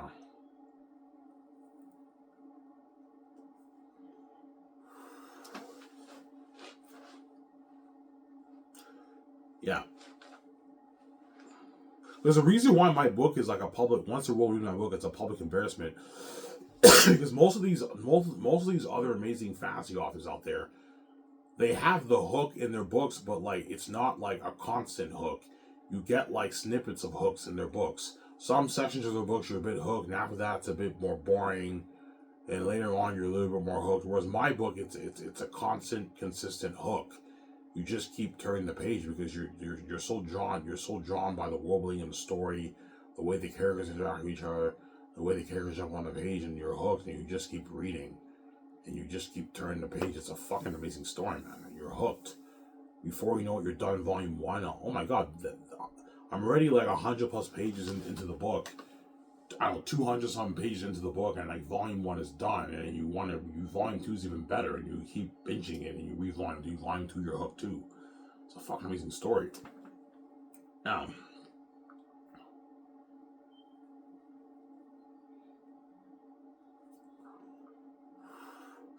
as you read, Ivan, like I thought you were gifted, but I didn't know you were that gifted, Ivan. Holy shit, you are gifted, Ivan. Yeah, VJ. God gave me and you the gifts, man, because he knew the gates would lock the doors off. That's why God had to give me the gift. God, if you want to own your brand, write your own book, I gotta give you the gift. That way you can write an amazing story. And he gave me the gift, and I wrote an amazing story. Yeah.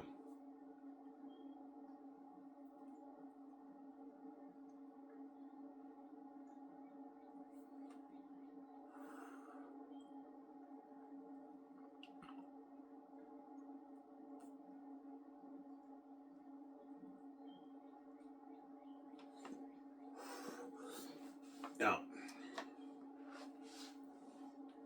Yeah. Book critics will be calling my book the great fantasy read, the great um, um epic fantasy adventure page. It's a page turner. It's a thrill of a lifetime. It's highly entertaining. The book critics are going crazy, man. Holy shit, man! Ivan's book is fucking sick. Yeah, behind the scenes, it's crazy, man. Yeah, man, it's an amazing book. When you read it, yeah, it's a masterpiece. Yeah, man. No, seriously, Ivan, I'm gonna ask you a question, man. Like, are you really fucking with me, man? Are you bluffing, man? Did you really write like what you show us? Did you really write that? Yeah, guys, I wrote it, man. I'm not playing around. I wrote it on my own with no help. Holy shit, Ivan, you are fucking gifted. Yes, I'm gifted. When I told you I'm a gifted storyteller, I wasn't playing around. I'm an amazing storyteller. Yeah, man. You guys all read all the stuff I showed you, and I guarantee you guys were impressed by it. Yeah, I was impressed. That was highly entertaining, man. Yes, my book is an entertaining book. It's a ride of a lifetime, man. Entertaining book, man. My book. Entertaining book. Sarah? It's an entertaining book, my book, man. It's a thrill ride of a lifetime.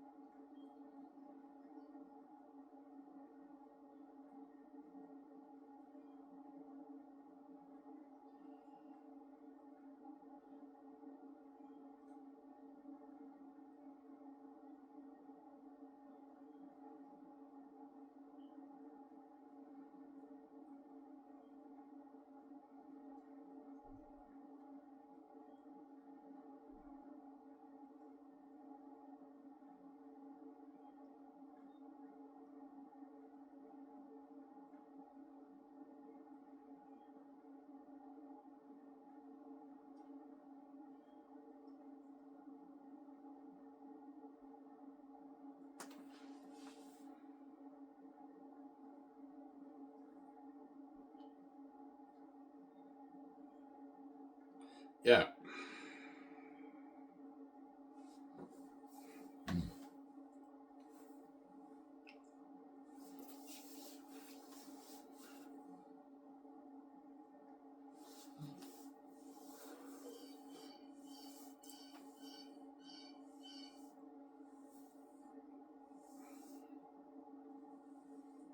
Yeah. I wrote a masterpiece.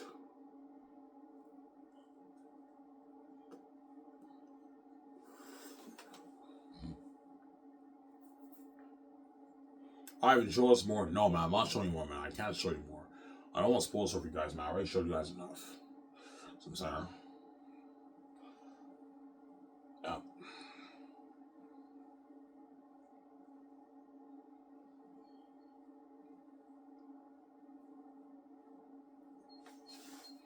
And even all the Darcy guys I went to Darcy with, you guys are like, yeah, Ivan, you are gifted, man. Like your story's fucking entertaining. I know it's an amazing story. I'm gifted, man. I didn't know I had the gift until I started reading sections of my book. I didn't know when I didn't know I was God. I didn't know I was that great of a storyteller, and still until I started writing it, I started reading sections of my book. I'm like, holy shit, man! Like my chapters have a hook. Yeah, all my chapters have this hook, whereby I hook the reader, and it's an entertaining story. It's very entertaining. Yeah, you're on the edge of your seat while you're reading my book. It's a masterpiece, man. Yeah.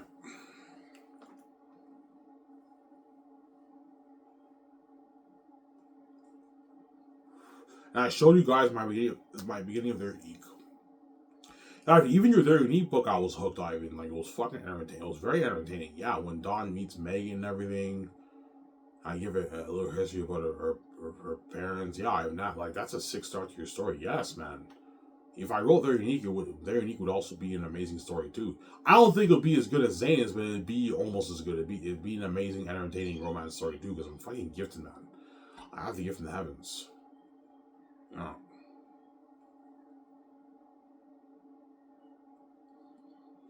I have the picture brain, right? Yeah. The picture brain. Pictures in my mind, yeah.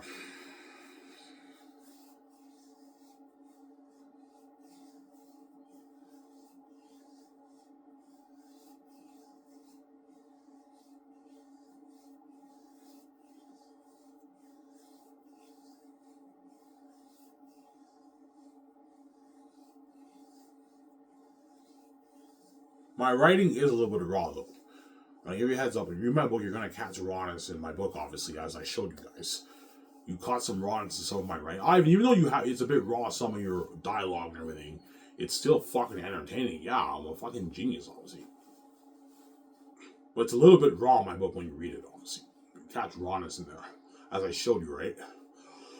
You caught a bit of rawness in there. Yeah, Ivan, you could have used different word choices for some of your dialogue, but it's still amazing. Yeah, it's amazing. I'm hooking you. I'm a genius. Yeah, I'm a genius.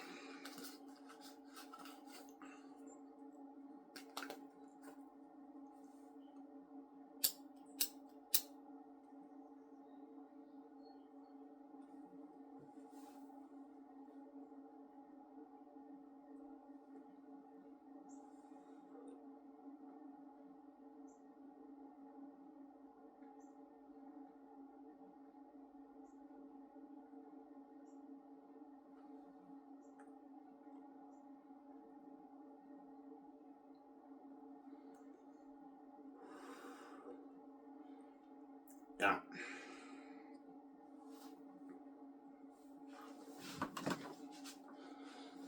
Yeah.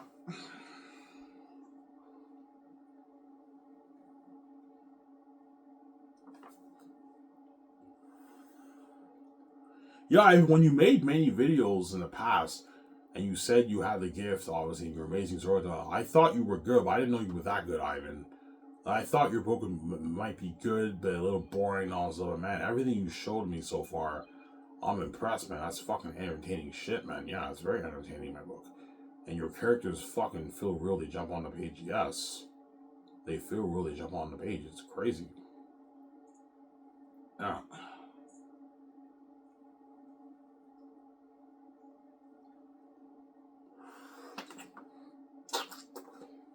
Yeah.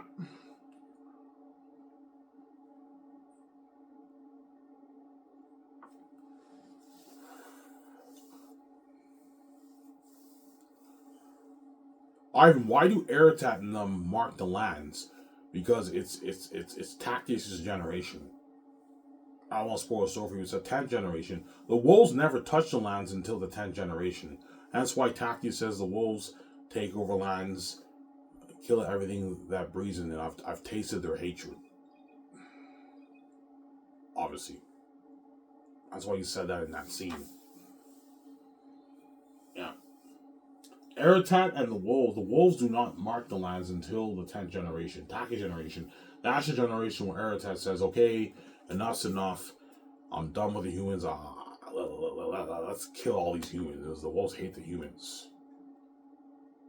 Obviously.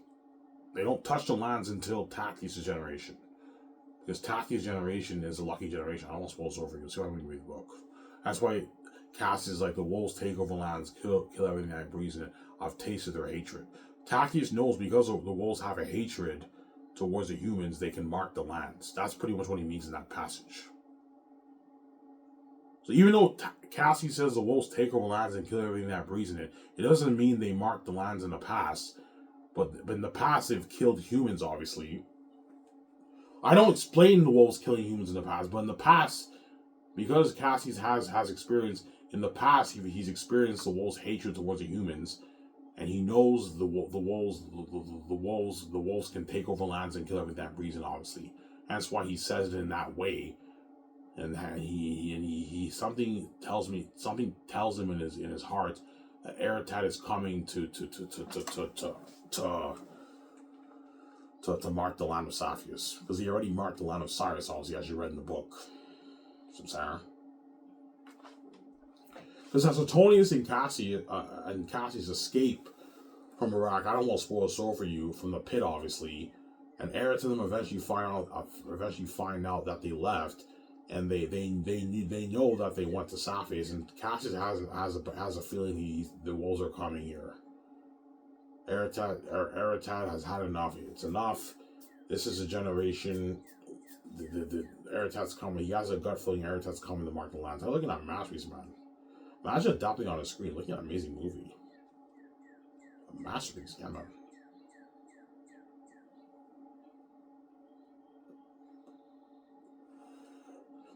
Looking at a masterpiece.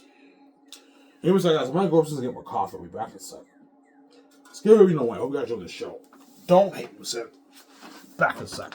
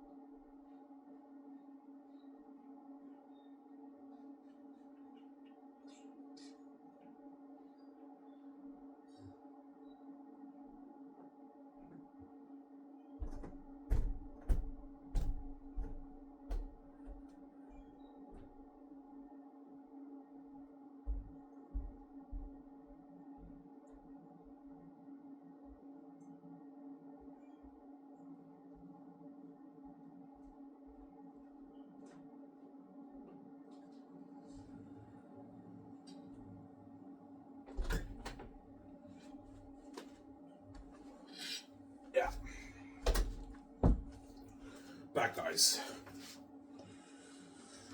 I went upstairs to get my coffee, and I'm also eating my breakfast. I'm eating sausages, right? Yeah. Eating sausages. Sausages, yeah. This might be maybe, I don't know, 1 hour, 15-minute video. I'm done. Oh, I haven't showed us more. No, man, I'm not showing you more, guys. I can't show you anymore, man. I don't want to spoil the story for you, okay? I showed you guys enough.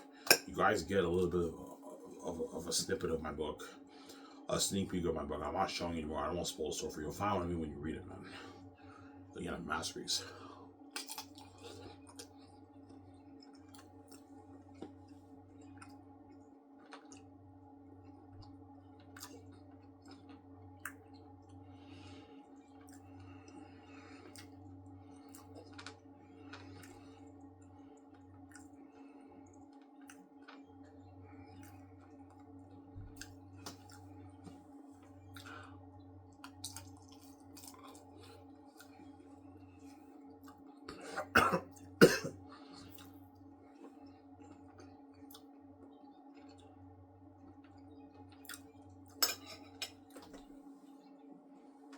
Yeah. Ivan, what's the scene in the book, in your book, that like blows your mind away? Three scenes, the feces scene, and also the walking with the ancestors scene. When Aratat talks to Ariad and Tactius talks to the ancestors. I won't spoil the story for you. Those are the scenes whereby your mind's blown away. It's so deep. It's a fucking masterpiece book, man. Yeah, man, it's an amazing story. You're blown away, but holy shit, this book is sick. I know it's a sick book. Yeah. There's something about your writing that's unique. I know I'm a unique storyteller. I have a unique style of writing. I don't write the way these other guys are. I have a different way of writing.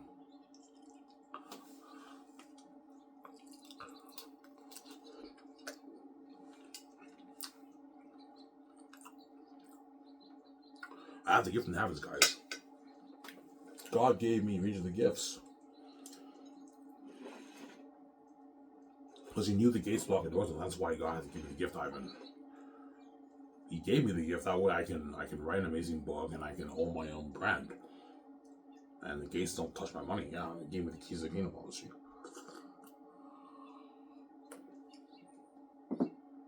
Yeah. God gave me everything I need to be successful. He gave me all the genetic perks.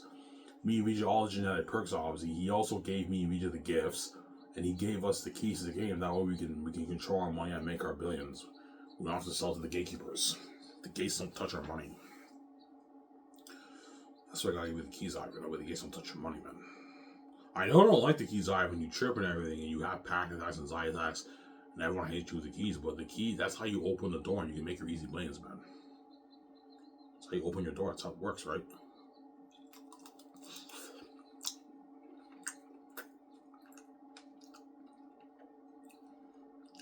Yeah.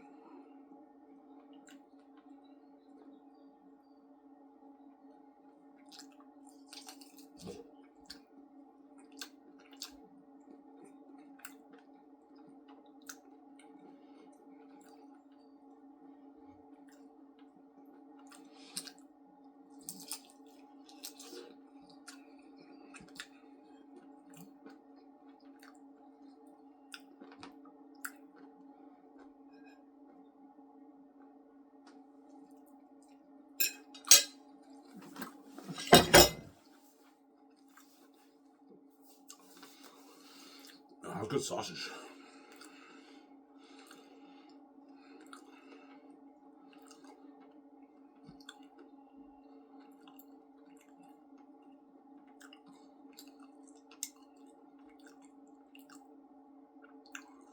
Yeah.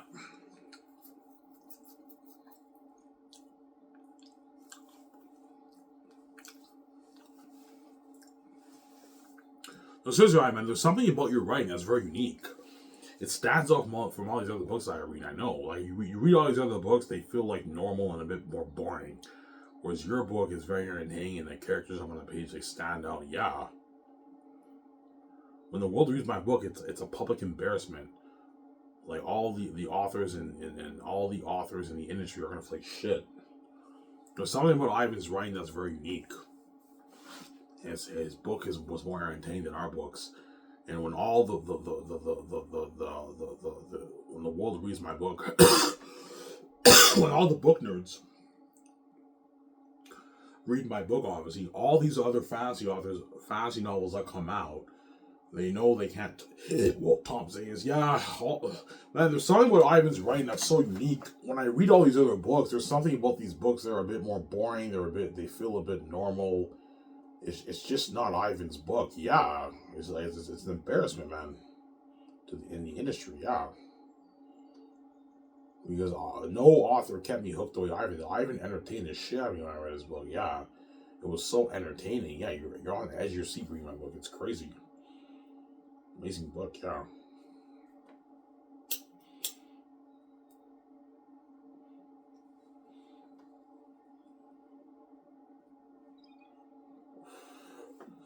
Yeah, that's why when I told you Peter Jackson was like, yeah, Ivan, I enjoyed your book more than Jared Told the Rings. So tell me, yeah, Ivan, your story is better than Jared Told the Rings. So tell me that, Peter.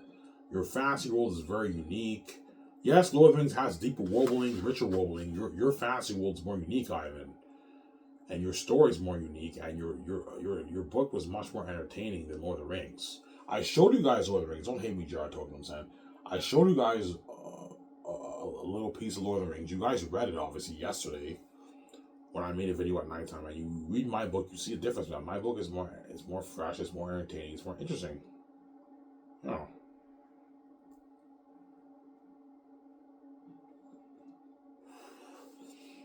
Yeah. Yeah, when you said you were gifted, we thought you were pretty good. We didn't know you were that good, Ivan. Holy shit, man, your book is fucking entertaining. Yeah. It's an entertaining story, man. It's so entertaining. You're hooked reading it. It's crazy. You binge it, and like you can binge the whole thing in one day, man. It's a masterpiece. Because I have the gift. Like Lord of the Rings, you can't read it like 20 times in your life. Lord of the Rings is the kind of book you can read maybe 2-3 times in your life, and after that you'll get tired of it. You won't want to read it again because Lord of the Rings is a bit dry. It's a bit of a drag to read, and it's a little boring for me personally. It's a masterpiece, but it's a little boring. Whereas my book is so fresh, it's so entertaining, you can reread it 30-40 times in your life and you're not going to get tired of it. You can never get tired of my book because it's so, I'm a genius. It's so entertaining, you can reread it over and over again. Every time you read it, you'll catch stuff that you didn't really catch before in the plot of the story. Because the plot's so deep, obviously, and you're gonna be entertained again when you reread it. Even when you reread it like 5-10 times, you're gonna still be entertained because I'm a genius. Yeah. Yeah, like Lord of the Rings, I can maybe reread it maybe 3 times in my life. I can't reread Lord of the Rings 20 times in my life. It's not a book you can reread many times in your life because J.R.R. Tolkien's style of writing, he's an amazing storyteller, but it's not, his book is not as entertaining as mine. His story is not as entertaining as mine.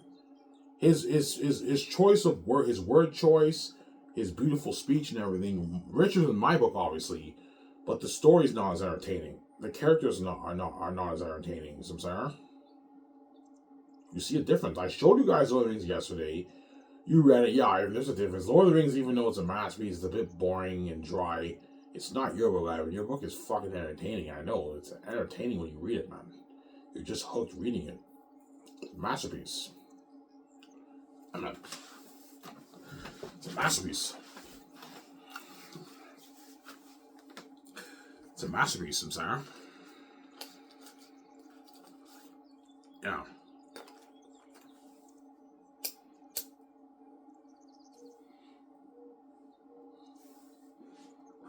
So Eli is a very powerful man. Oh yeah, Eli is powerful.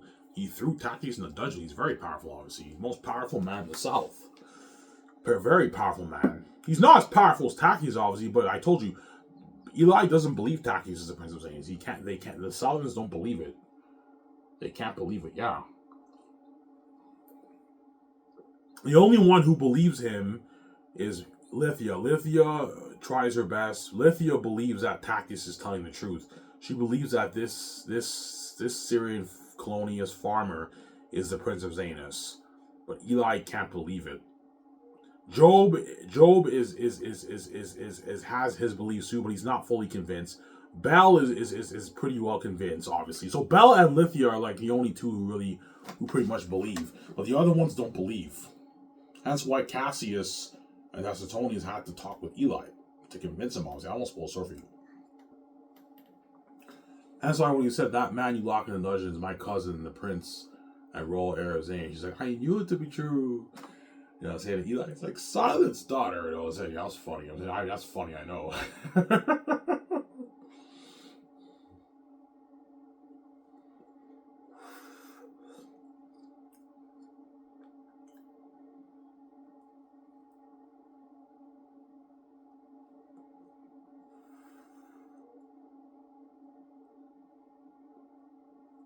Yeah.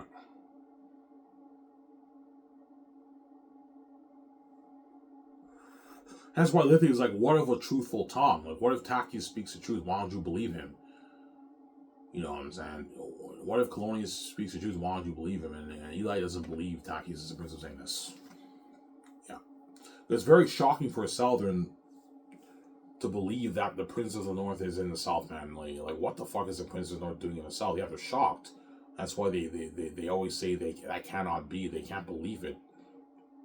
Obviously. That's like in that scene with the hostile crowd when Takis is talking to the Safians. You know what I'm saying?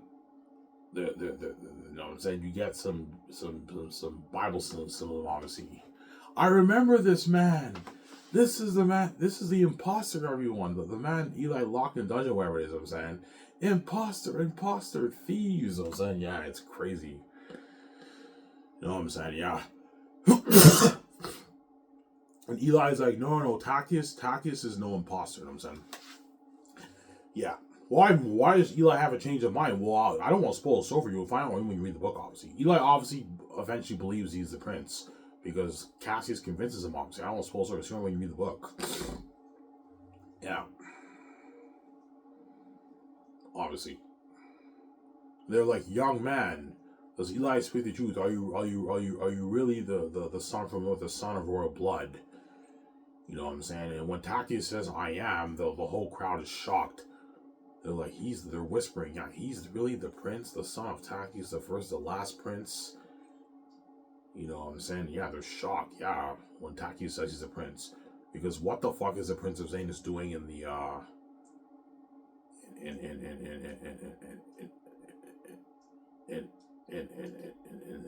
the South, obviously. Yeah.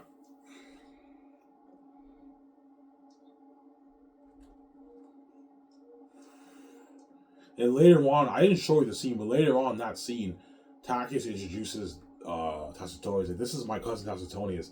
And Tacitonius is like, hello, Southerns. He mocks them. And then Cassius is like, Tass, really?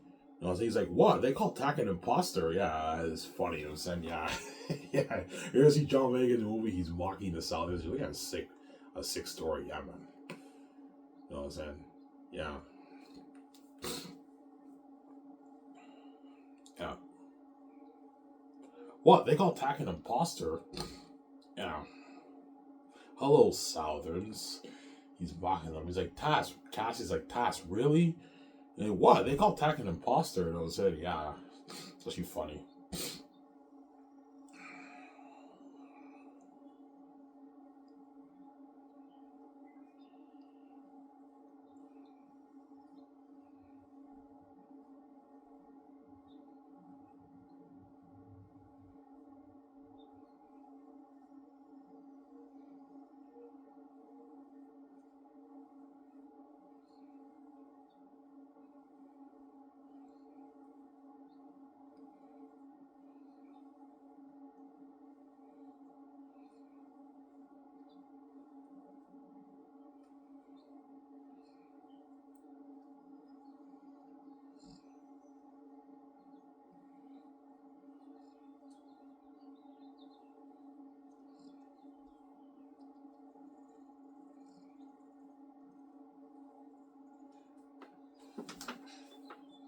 Yeah.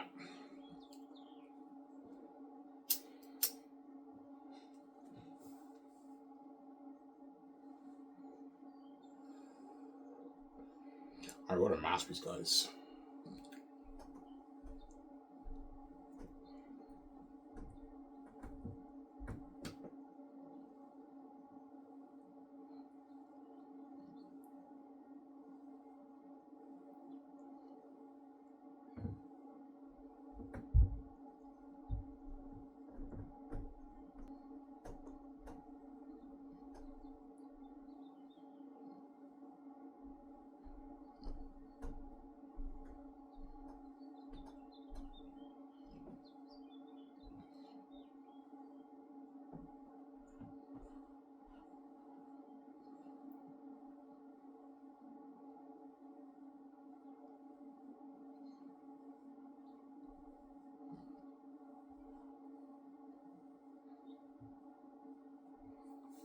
Oh.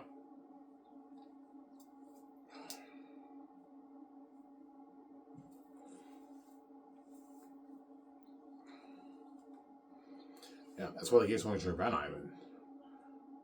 Yeah, they know how good your book is. That money's for me, we just not for you. Not touching my money, man. You're just a greedy psychopath, yeah.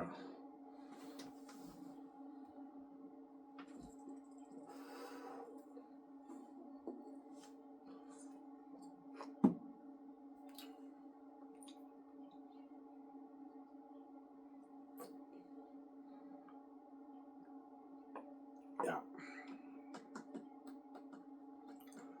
Ivan, show us more. No, man. I'm not showing you anymore, man. I don't want to spoil the story for you, so I'm sorry. I showed you guys enough in my book. I'm not showing anymore. And I hope what I showed you guys were entertained enough and I impressed you. I hope I impressed you. I know I did impress you. I read my book. My book is fucking entertaining. I know I impressed you guys. Yeah, we were impressed by your writing, man. That's fucking entertaining shit. I know. It's a masterpiece, my book, man. Amazing story. I guarantee a lot of people around the world were shocked when they were like, holy shit, man, I was an amazing storyteller. There's something about his book that's fucking unique and interesting, yeah. And his characters jump on the page, yeah. I'm an amazing storyteller. So sorry, huh?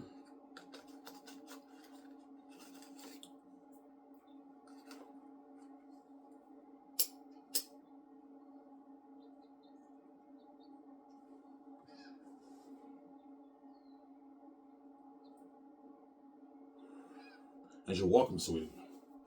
You're welcome, baby limbs, and yeah. Yeah.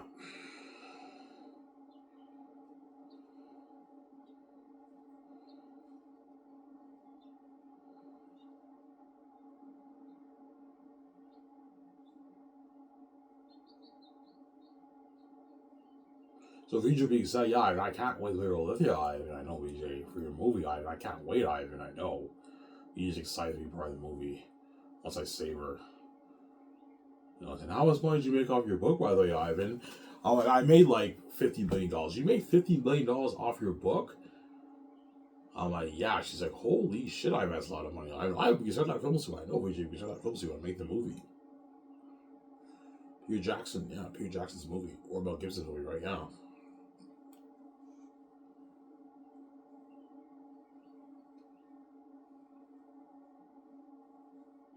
Yeah, and all you Lord of the Rings actors, obviously, you guys all read Lord of the Rings when you did the Lord of the Rings trilogy many years ago, obviously. And you read my book, yeah. Ivan's book, your book was more entertaining than Lord of the Rings. Yeah, Lord of the Rings, even though it's a masterpiece, it's a bit boring, man. Whereas my book is entertaining. It's more entertaining than Lord of the Rings. It's a masterpiece, yeah.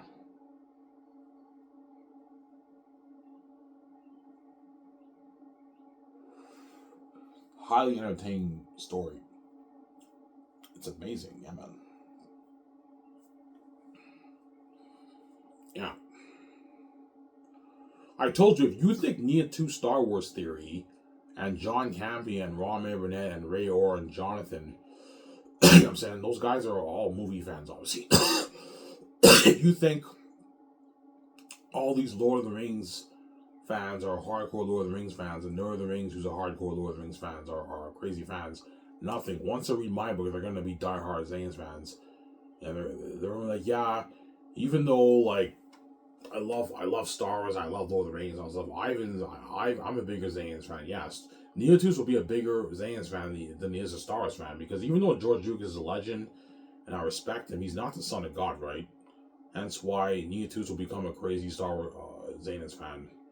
Holy shit, that book was fucking sick, man. I can't wait to watch the movie, play the game, or watch the game and buy that merch. Yeah. Oh, crazy fans. John Cam and Robert are going crazy whenever. Holy shit, did you read that story, man? That's a fucking sick, entertaining story. I know, it's a sick book. Ivan took me for a ride of a lifetime. I know I did. I took you for a ride of a lifetime. The best reading experience of your life, man. As I showed you guys, right? Xanus will be the best reading experience of your life. You're going to be entertained by this story. It's crazy, man. Or by all the Hollywood actors are shocked. All the executives in Hollywood are shocked. All the screenwriters are shocked. All the directors are shocked. All the authors in the world are shocked when reading my book. Holy shit, man. Ivan wrote a fucking entertaining book. He took me for a ride, man. I'm fucking entertained. Yeah, I was entertained, man. Yeah. It's crazy, man. Fucking crazy.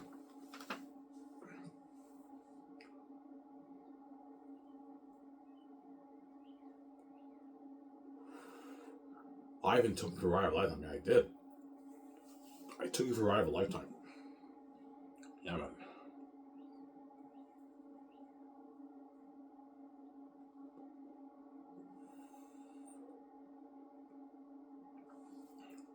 Yeah.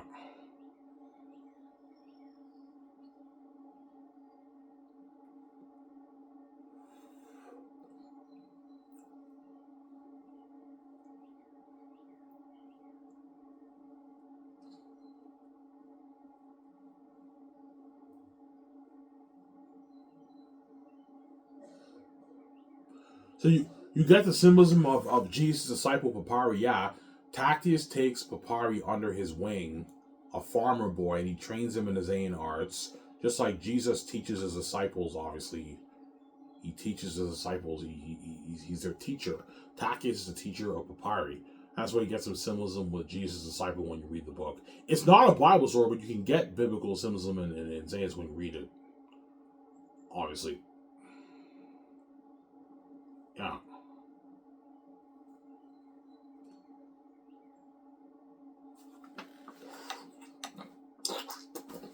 I'm sorry.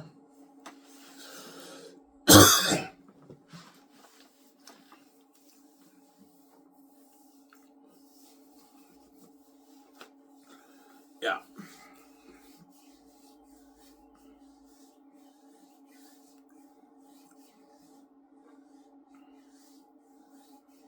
I wrote a masterpiece. Yeah, man. I wrote a masterpiece, man. Yeah, man.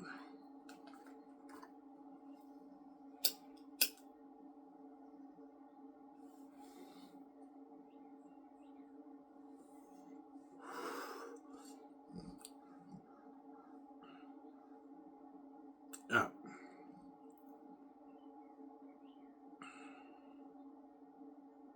Ivan, what fantasy novel do you think is currently the best? Probably Lord of the Rings. I never read Game of Thrones, and I never read Way of Kings. But from the consensus of all the fans, most fans will say Lord of the Rings is the best fantasy novel written. But some fans also say Game of Thrones is better than Lord of the Rings.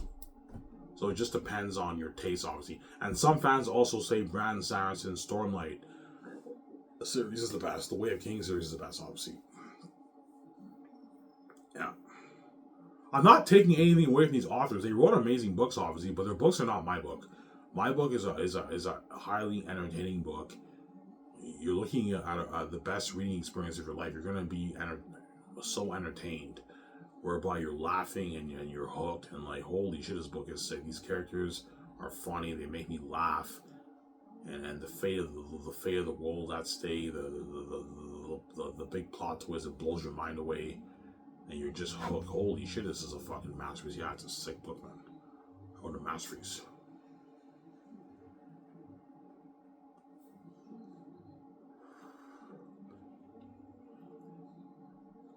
Yeah.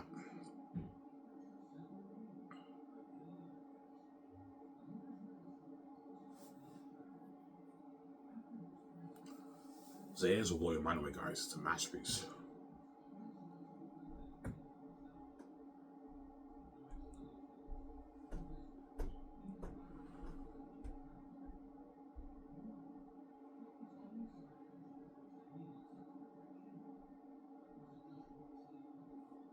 Xanus will blow your mind away, guys.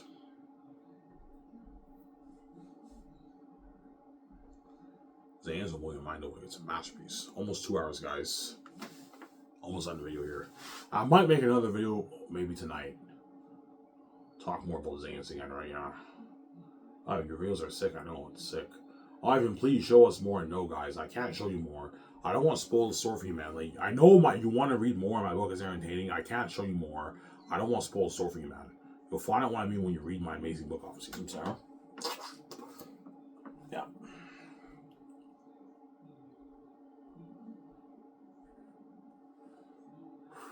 Xanus is number one, guys. Number one. Understand? Yeah, it's a book worth billions. Yeah, I see your point, man. That kind of story, that's a book worth billions. Yes, man. Xanus is the best reading experience of your life. It's a book worth billions. Even if I wasn't something God, I'd be a multi-billionaire. I'd be the next J.K. Rowling, man. The story like Xanus would travel around the world. There's no way a special story like that will not travel. It would travel around the world, man. If I was an average person, but I'm not an average person. I'm a son of God. I have the keys to the kingdom. That's why I'll make a lot of money. But it's also a $1 billion story. It's the best fantasy story ever told. Ever, man. Nothing will top that.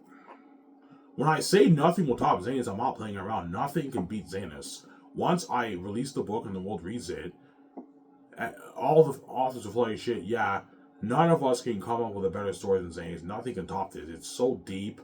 It's so entertaining. The world building is so unique. Nothing can top this story. It's a masterpiece. And Xanus is so good, I can't even write another fantasy novel.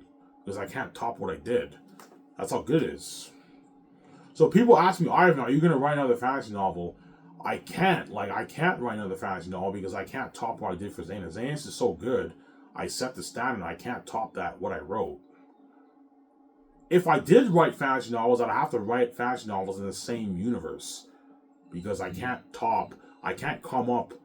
I exhausted my creativity to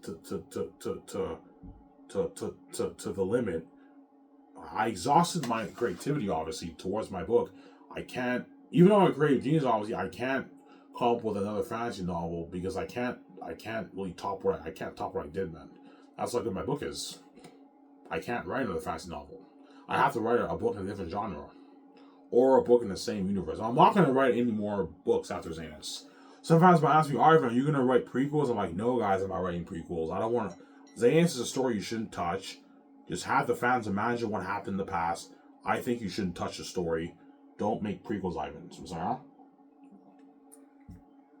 Because when you read the book, you can easily do a prequel. You can easily do a story about Sirius and Papyri before they meet Tactius, their life in Cyrus. You can easily do a story about Job, Eli, and Cornelius and all of them. You can easily do a story about Tactius the First, about Ariad, Aratat's father. You can easily do a story about the ancestors. You know what I'm saying? Yeah. Well, I'm not. I give very, very brief history, but you can easily do a prequel when you read my book. But I'm not doing any prequels. I'm scared I'm going to ruin the story. I don't want to ruin the story. I think Xanus is the kind of book story you don't touch. Leave it the way it is. Have the readers and fans imagine what happened in the past. You can imagine this happened, that happened, but don't do prequels, Irene. Obviously, some Sarah. Yeah. 2 hours in, guys. Almost done.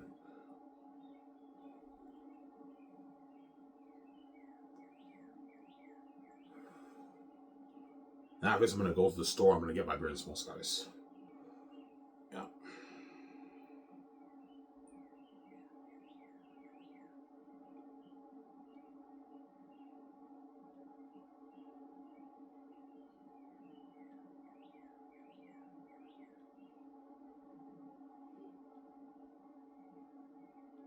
Oh, I work tomorrow at 11.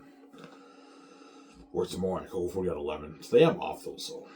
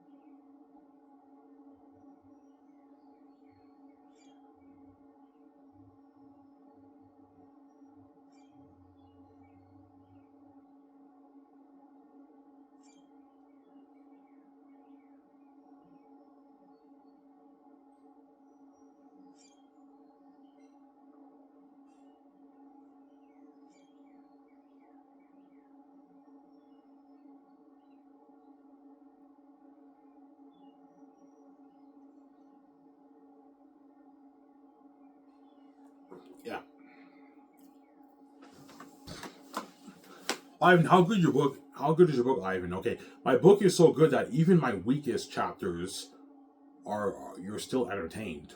Even my weakest chapters, you're still more entertained than these other books that you read. So even my very weakest chapters, you're still hooked turning the page because I'm a genius. Obviously, some of my chapters are obviously weaker than others, obviously, but like even the weaker chapters, you're still hooked. It's so good, my book. You're just hooked. You're engulfed in the world. You're drawn to the world, and you're like, holy shit, this is a masterpiece. Yeah, it's an amazing book. Yeah. Some Sarah?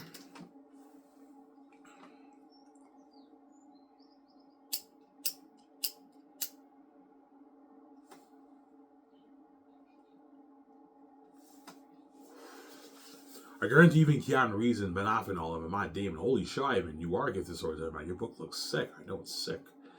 Sick book, man. No, Ivan, seriously, man, like, your book is fucking entertaining. I know, guys. It's an entertaining book, man. It's a masterpiece, man.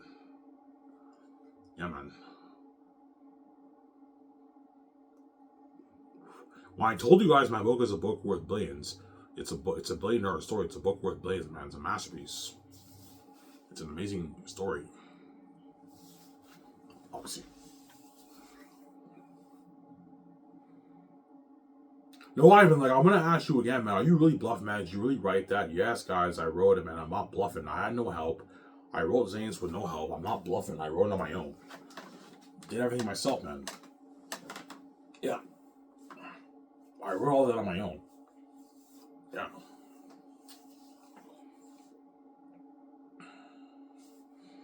I'm saying.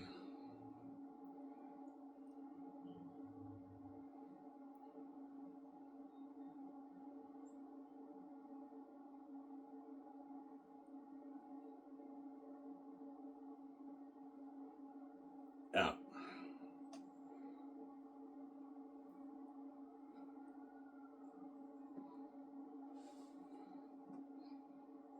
I wrote a masterpiece, guys. Almost under you guys. I'm already 2 hours in. I wrote a masterpiece, guys. Yeah, man. A masterpiece.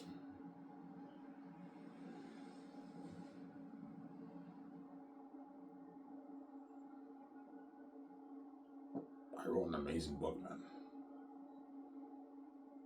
A masterpiece. I guarantee you, all you Cocoa Fruit, all you employees at Cocoa Fruit and Dinties, you read my book. Holy shit, Ivan, you are gifted, man. Your story looks fucking entertaining. It looks like a sick book. Yes, man. My story is entertaining. It's a sick, amazing book. Yeah. I guarantee you guys were shocked when you read. Yeah, Ivan, I was shocked. Like, there's something about your writing that's very unique. It stands out. Yes, I'm an amazing storyteller. God gave me each of the gifts. Obviously, because he knew the gates would lock the doors. That's why he had to give me each of the gifts, obviously. Yeah. So, Zara?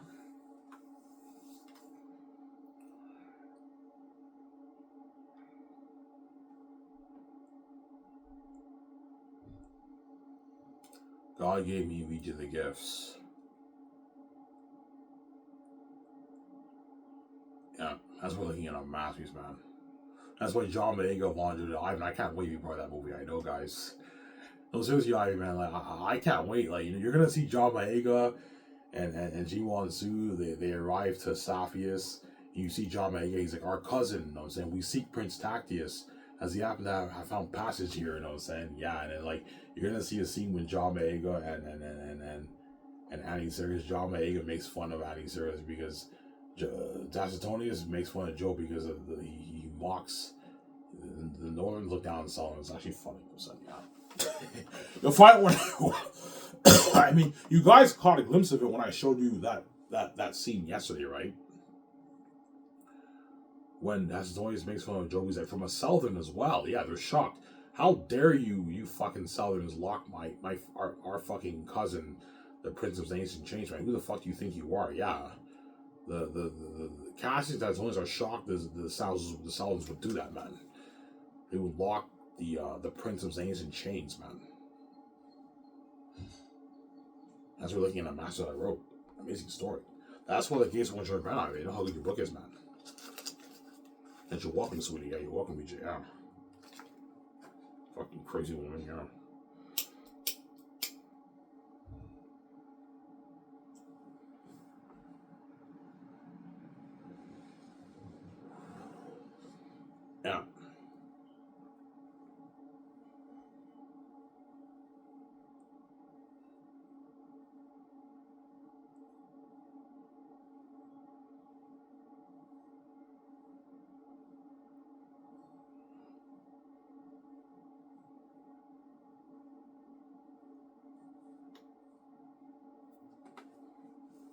That's why your stepmother told you, yeah, my stepmother told you, yeah, Ivan, your book is number one, and Hollywood would love your story, Ivan. I know, but I'm not selling out to the Hollywood system. I remember I heard my stepfather talking, he's like, how the heck can you come up with a story like that? Yeah, when they read my book, they were shocked. Yeah. Be honest, guys, when you read portions of my book, were you shocked and impressed by my writing? Yeah, Ivan, I was shocked, man. Like, holy shit, man, there's something about your writing that's very unique. And your characters up on the page, and it's very entertaining. Yeah, it's entertaining. It's an amazing reading experience. It's the best reading experience of your life, man.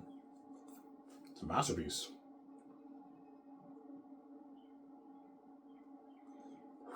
And now you guys believe me, I wasn't bluffing when I told you my book is a masterpiece. I showed you guys a sneak peek of my book, and you guys were impressed. Yeah, I mean, it looks fucking interesting. Yes, man, it's a 6 story. And yeah, and I'm showing you snippets of my book, man. Like what I'm showing you guys from my book, like the whole book is like that. Like every page, you're just constantly entertained. It's crazy, man. You're just reading. You're just hooked reading it, turning the page, and hence why once the world used my book, it's like a public embarrassment because Ivan like entertained me Ivan kept me entertained when I read his book, like constantly, because he always keeps I always keep the story pacing. That way I don't bore the reader. Yeah. It's a fucking amazing story, man. The best story ever told ever written, yeah.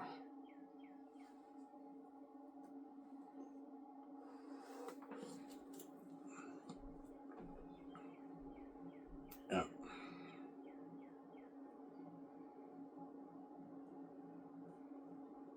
Ivan, can you write a book in every genre? No. Like sci-fi I can't do. I don't know that much about science fiction, so I can't write science fiction. I don't know that much. Science fiction's tough. If I studied science fiction, then I can write it. A detective book, I'd have to study that. And then once I study it, I'll be able to write it. But like the 2 genres I can write now is like fantasy and like romance. I could write thrillers. I could write science fiction. I can't write because I don't know that much about science fiction. I don't know that much about science and science fiction, so I can't write a science fiction book because I don't know. I'm not knowledgeable about it. But if I studied it, then I'd be able to write it because I'm a creative genius, obviously. But fantasy is the most difficult genre to write, and I wrote a fantasy novel, and Xanus is a fucking masterpiece, man. It's an amazing book. I'm sorry.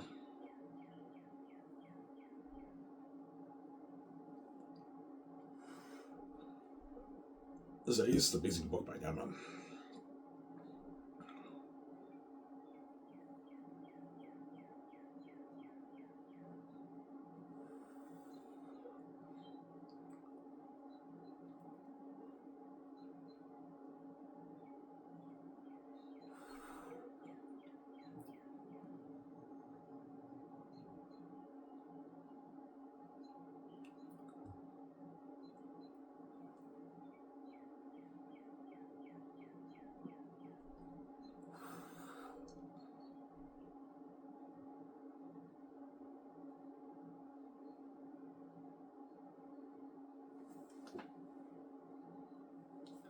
Yeah.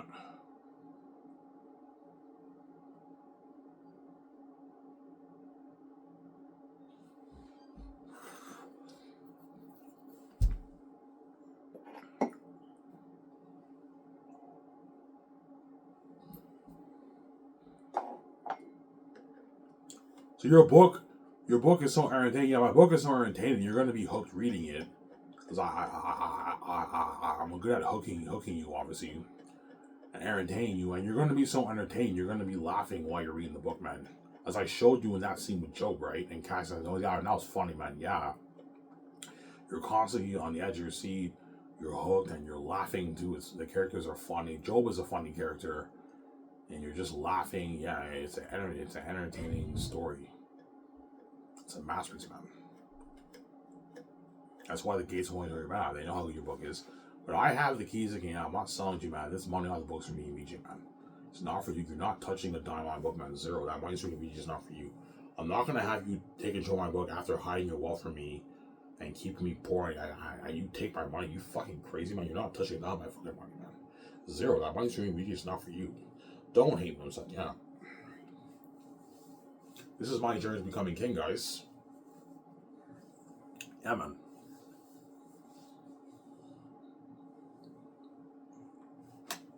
So when I told you Xanus would be the best movie shows ever made, I wasn't playing around. When I said it'll be better than Lord of the Rings, it'll be better than Lord of the Rings, it'll be better than The Matrix, it'll be better than The Godfather, it'll be better than the Star Wars Originals. The Star Wars Originals is a masterpiece too, but even Star Wars Originals is not Xanus. Xanus is a better story than even the Star Wars Originals. But the Star Wars Originals is a fucking masterpiece. My second favorite trilogy I ever made, obviously. First for me is Lord of the Rings. The Star Wars Originals is a close second for me. And then third for me, I don't know, maybe The Matrix after that. The Godfather is up there for me, but it's not my top three. The Godfather is a masterpiece, but it's a little boring. The Godfather is not a movie I can watch many, many times. A masterpiece, obviously, an amazing movie, but it's not a movie I can watch many, many times. It's a little boring for me, obviously. And it's up there for me, but it's not my favorite, obviously. Yeah. Pretty Johnson, Ivan, I read your book, man. Holy shit, your book looks interesting, man. You are a good storyteller, man. There's something about your world building and your writing style. It's very unique, Ivan. I know, Peter. Yeah, and that's why I'll be better than Lord of the Rings, my book, man. Looking at masterpiece, man. Amazing story. Yeah, man.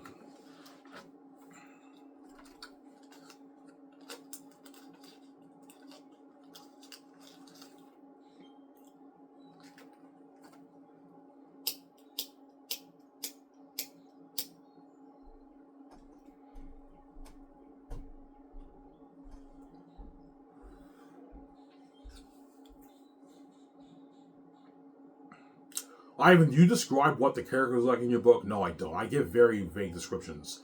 Like Lithia, the only description you got is that what you read. She had the most glistening brown eyes, smooth, lovely skin. That's the only description I give of Lithia. The only description I give of Tak is he has long black hair, and that's it. I don't really the character descriptions are vague. I don't describe what the characters look like. For a reason, that way for the movie you can play around with what you want the characters to look like, obviously. My world building is very vague too, as you guys read. I barely describe what the land looks like. But because the characters I make the characters so real and they jump on the page, the world building still feels real. It jumps on the page because the characters jump on the page. I'm a genius. I describe the world building. I have the world building jump out through the characters' interactions and their perspective in that world, how they act in the world, what they think about the world, what they say about the world, how the Northerns treat the Southerns, how the Southerns treat the Northerns, and that makes the world building still jump out. It's a genius. And that makes the story more interesting. I don't spend time dumping you with 3-4 pages of what the tree looks like, the grass is like. Otherwise, you can bore the reader if we do that. That's not my style of writing. I don't like doing that. So if you don't like describing the lands and all that stuff, no, I don't like doing that. Because I know if I do that, I can bore the reader. I don't want to bore the reader. I want to entertain the reader. That's why I get to the point. I get to the characters. It's all about the characters in your story. That's what makes your story interesting, Samsara. Yeah.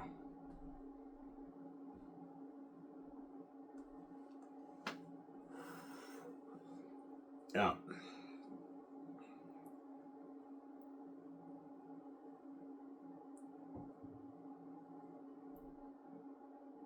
Almost done, guys. I'm already 2+ hours into the video.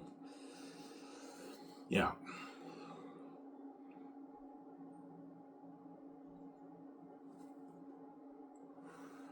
Holy shit, Ivan, you are gifted. Yes, man. When I told you I was a gifted storyteller, I wasn't joking around.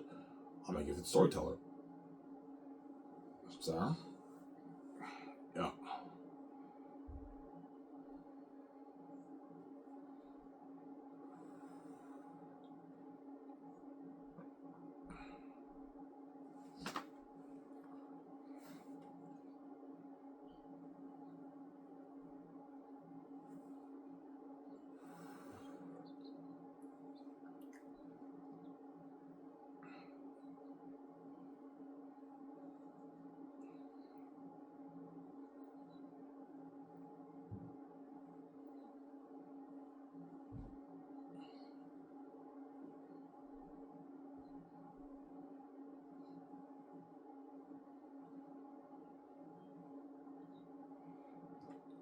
So Aratat sees the Northerns as an intruder, yes.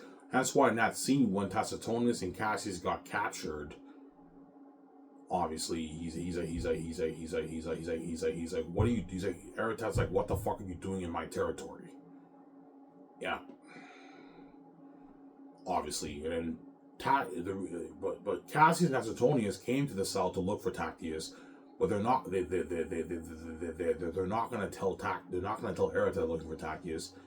And Aratat is curious, yeah, why are the Northerns in the south?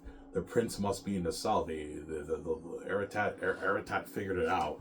That's why he's like, you are in my domain, my territory in the south. How dare you come here? What do you take me for? A fool? I forget what he said. I'm saying, I know you came here looking for someone special. And Cass is like, I know nothing of what you speak. He's like, the child Taki is born many years ago. Sound familiar to you now? Yeah. Yeah, a sick movie, yeah. Obviously, and that leads to the story. I don't want to spoil the story for you. Yeah.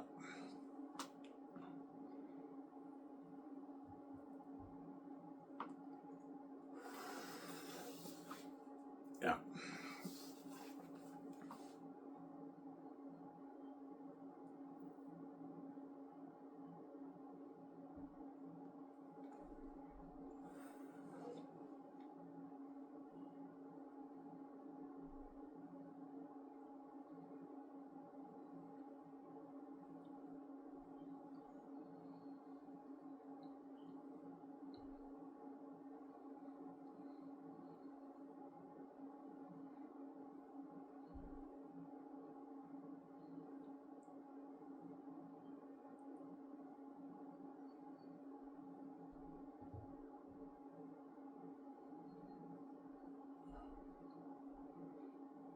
That's why I wrote a masterpiece, guys.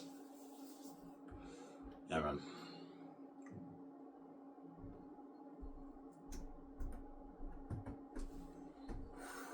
How good your book is? My book is so good that a lot of the authors around the world and all the fans, some fans are gonna hate on me. Ivan's book was good, but I didn't like it as much as like Lord of the Rings because they're hating on me because they're jealous and envious, man. I'm fucking envious, man. Like Ivan entertained me. No author entertained me the way Ivan did, man. And some fans might hate on me because of my raw writing and everything. A bit of my raw writing, and they're just jealous. Ivan, they're hating on you because they're envious, man.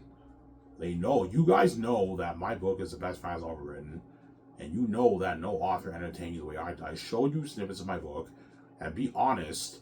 When you read these other books and you read my book, what book stands out more, man? Yeah, Ivan, your book stands out more. No, Ivan, your book doesn't stand out more. I'm like, okay, you may think my book doesn't stand out more, but man, be honest, man. When you read my book, from what I showed you, when you read these other books, you see a difference. Man. My book is more entertaining, man. It's more entertaining reading these other books. Yeah, don't hate us. Like, yeah. So, sorry. Yeah. Obviously.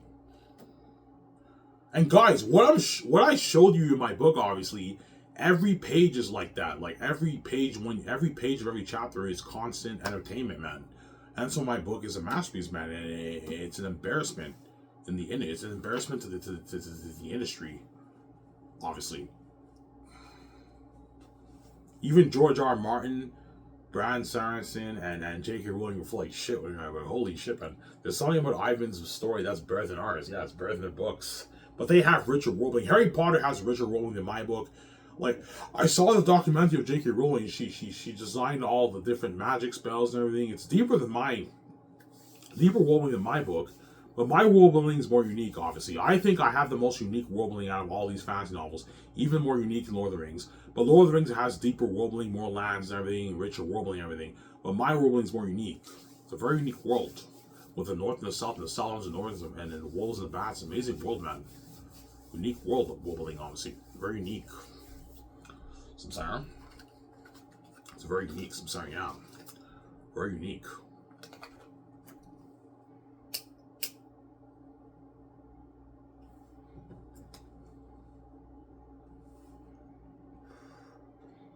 It's a very unique world, Samsara.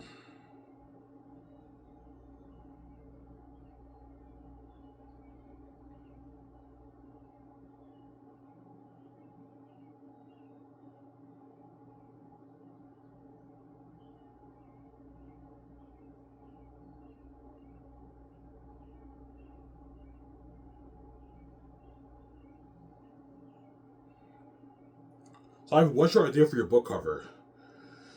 My idea for my book cover will be this. Something beautiful like this.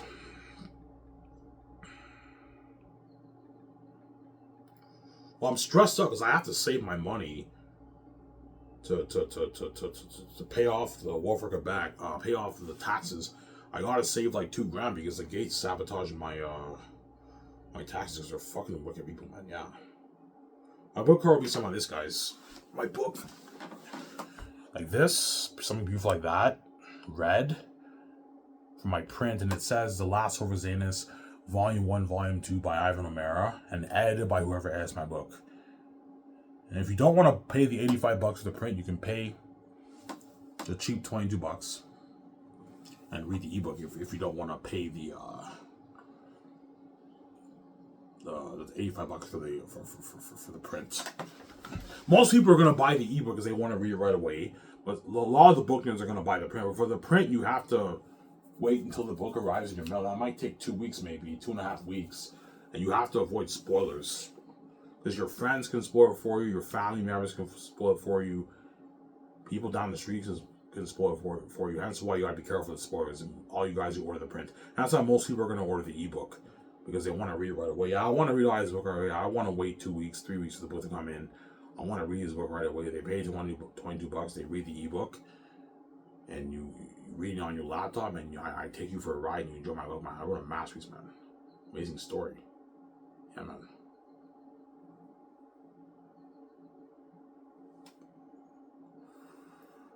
A masterpiece.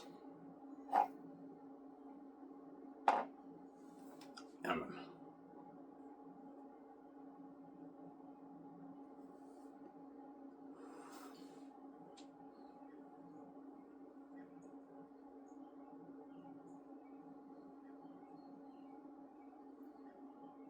Yeah.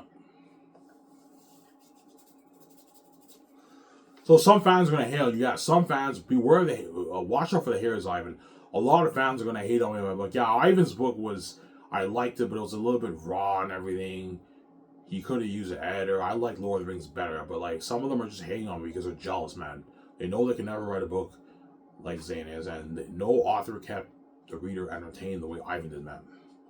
So I'm saying, I don't mean to be an asshole. I don't mean to be cocky. I'm a humble man in real life. I brag on this channel. You guys piss me off. Be honest, guys. When I showed you snippets of my book, a sneak peek of my book, were you guys entertained more than these other books? Yeah, Ivan, I was. I was more entertaining with your book than I was these other books. Yes, obviously. All these authors may brag about their beautiful literature, their speech and everything, better word choices and all that stuff, but like the story is not as entertaining.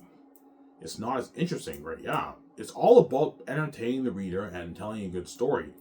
Less on the beautiful words and everything. Yeah, that author might have beautiful words. They describe what the character is thinking with beautiful poetic literature and words and everything.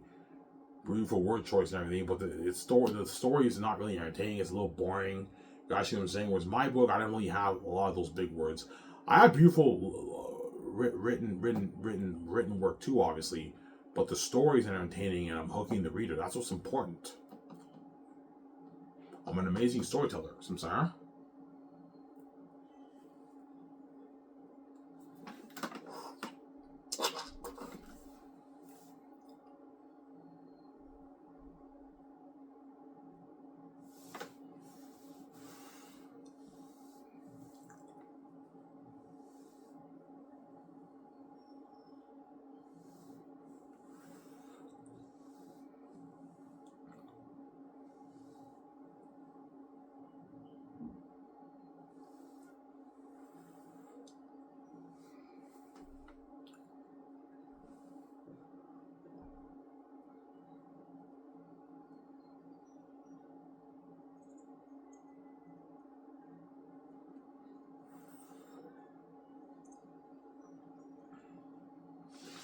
Yeah. So once I release my book on Hulu and I make my billions of my book, I'm going to be experiencing that fame of my book. The world will be buzzing with my book. It's crazy. And I'm going to be a famous author. And after that, I start skyrocketing with VJ. I'm now a famous movie star for the Xanus movie, obviously. Me and VJ become movie stars for Xanus. Yeah. We should be like, Ivan, I know you worry about starting Sky's Entertainment and making a movie because you have anxiety issues with the keys, but Ivan, that's how we open the door. The gates lock our doors, and this is how we make our easy money, Ivan. Ivan, don't worry about it, man. The world also hates on me with the keys, too. I have the keys, too, Ivan. Just know that these keys, we don't have to spend a dime in marketing. We can open our own door, Ivan, and we're going to be famous movie stars, and we're going to make our billions off movie, Ivan. Vijay will tell me that. And Vijay is a cure to my anxiety and my trips, obviously. Because if I stay green, I'll be fucked up. Whereas Vijay's blue will cure me more. I'll still trip and everything, but I'll be a lot more comfortable when I'm with her.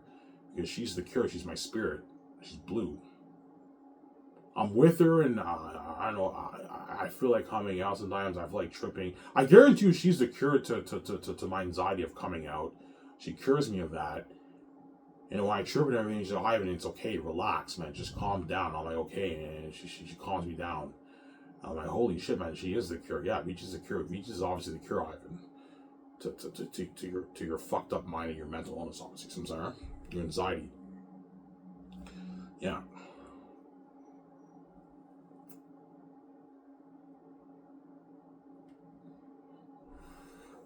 Yeah. Sometimes.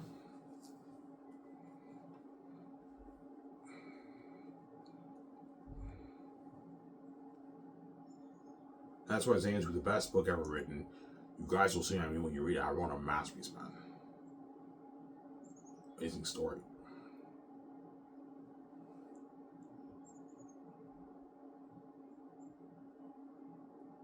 Yeah. No, seriously, I'm going to ask you again, man, are you really bluffing, man? Did you have help? Or did you really write that on your own? No, guys, I wrote it on my own. I'm not bluffing, man. I'm not playing around. I wrote that on my own. I wrote things on my own with no help. And I hope, if some of you guys are not impressed with my writing, that's fine. Everyone's entitled to their own opinion. But I hope you guys were impressed by what I showed you so far about my book, right? I hope you guys were impressed by it. Oh, I was impressed. That was entertaining. Yes, it was entertaining. Yeah. You're looking at the entertaining ride of a lifetime, man. The best reading experience of your life. Yeah, man. Anyways, guys, I talked for 2.5 hours. That's good enough. I hope you guys enjoy the show. Stay tuned. I'll make a video tomorrow after my Shit Cocoa Fruity. Or I might make another video maybe later on in the afternoon tonight, maybe around in the evening around 6 o'clock. This is Zydmer. I'm signing off. Peace, guys. Hope you guys enjoy this show. Don't hate me, guys. Peace out. Xanus.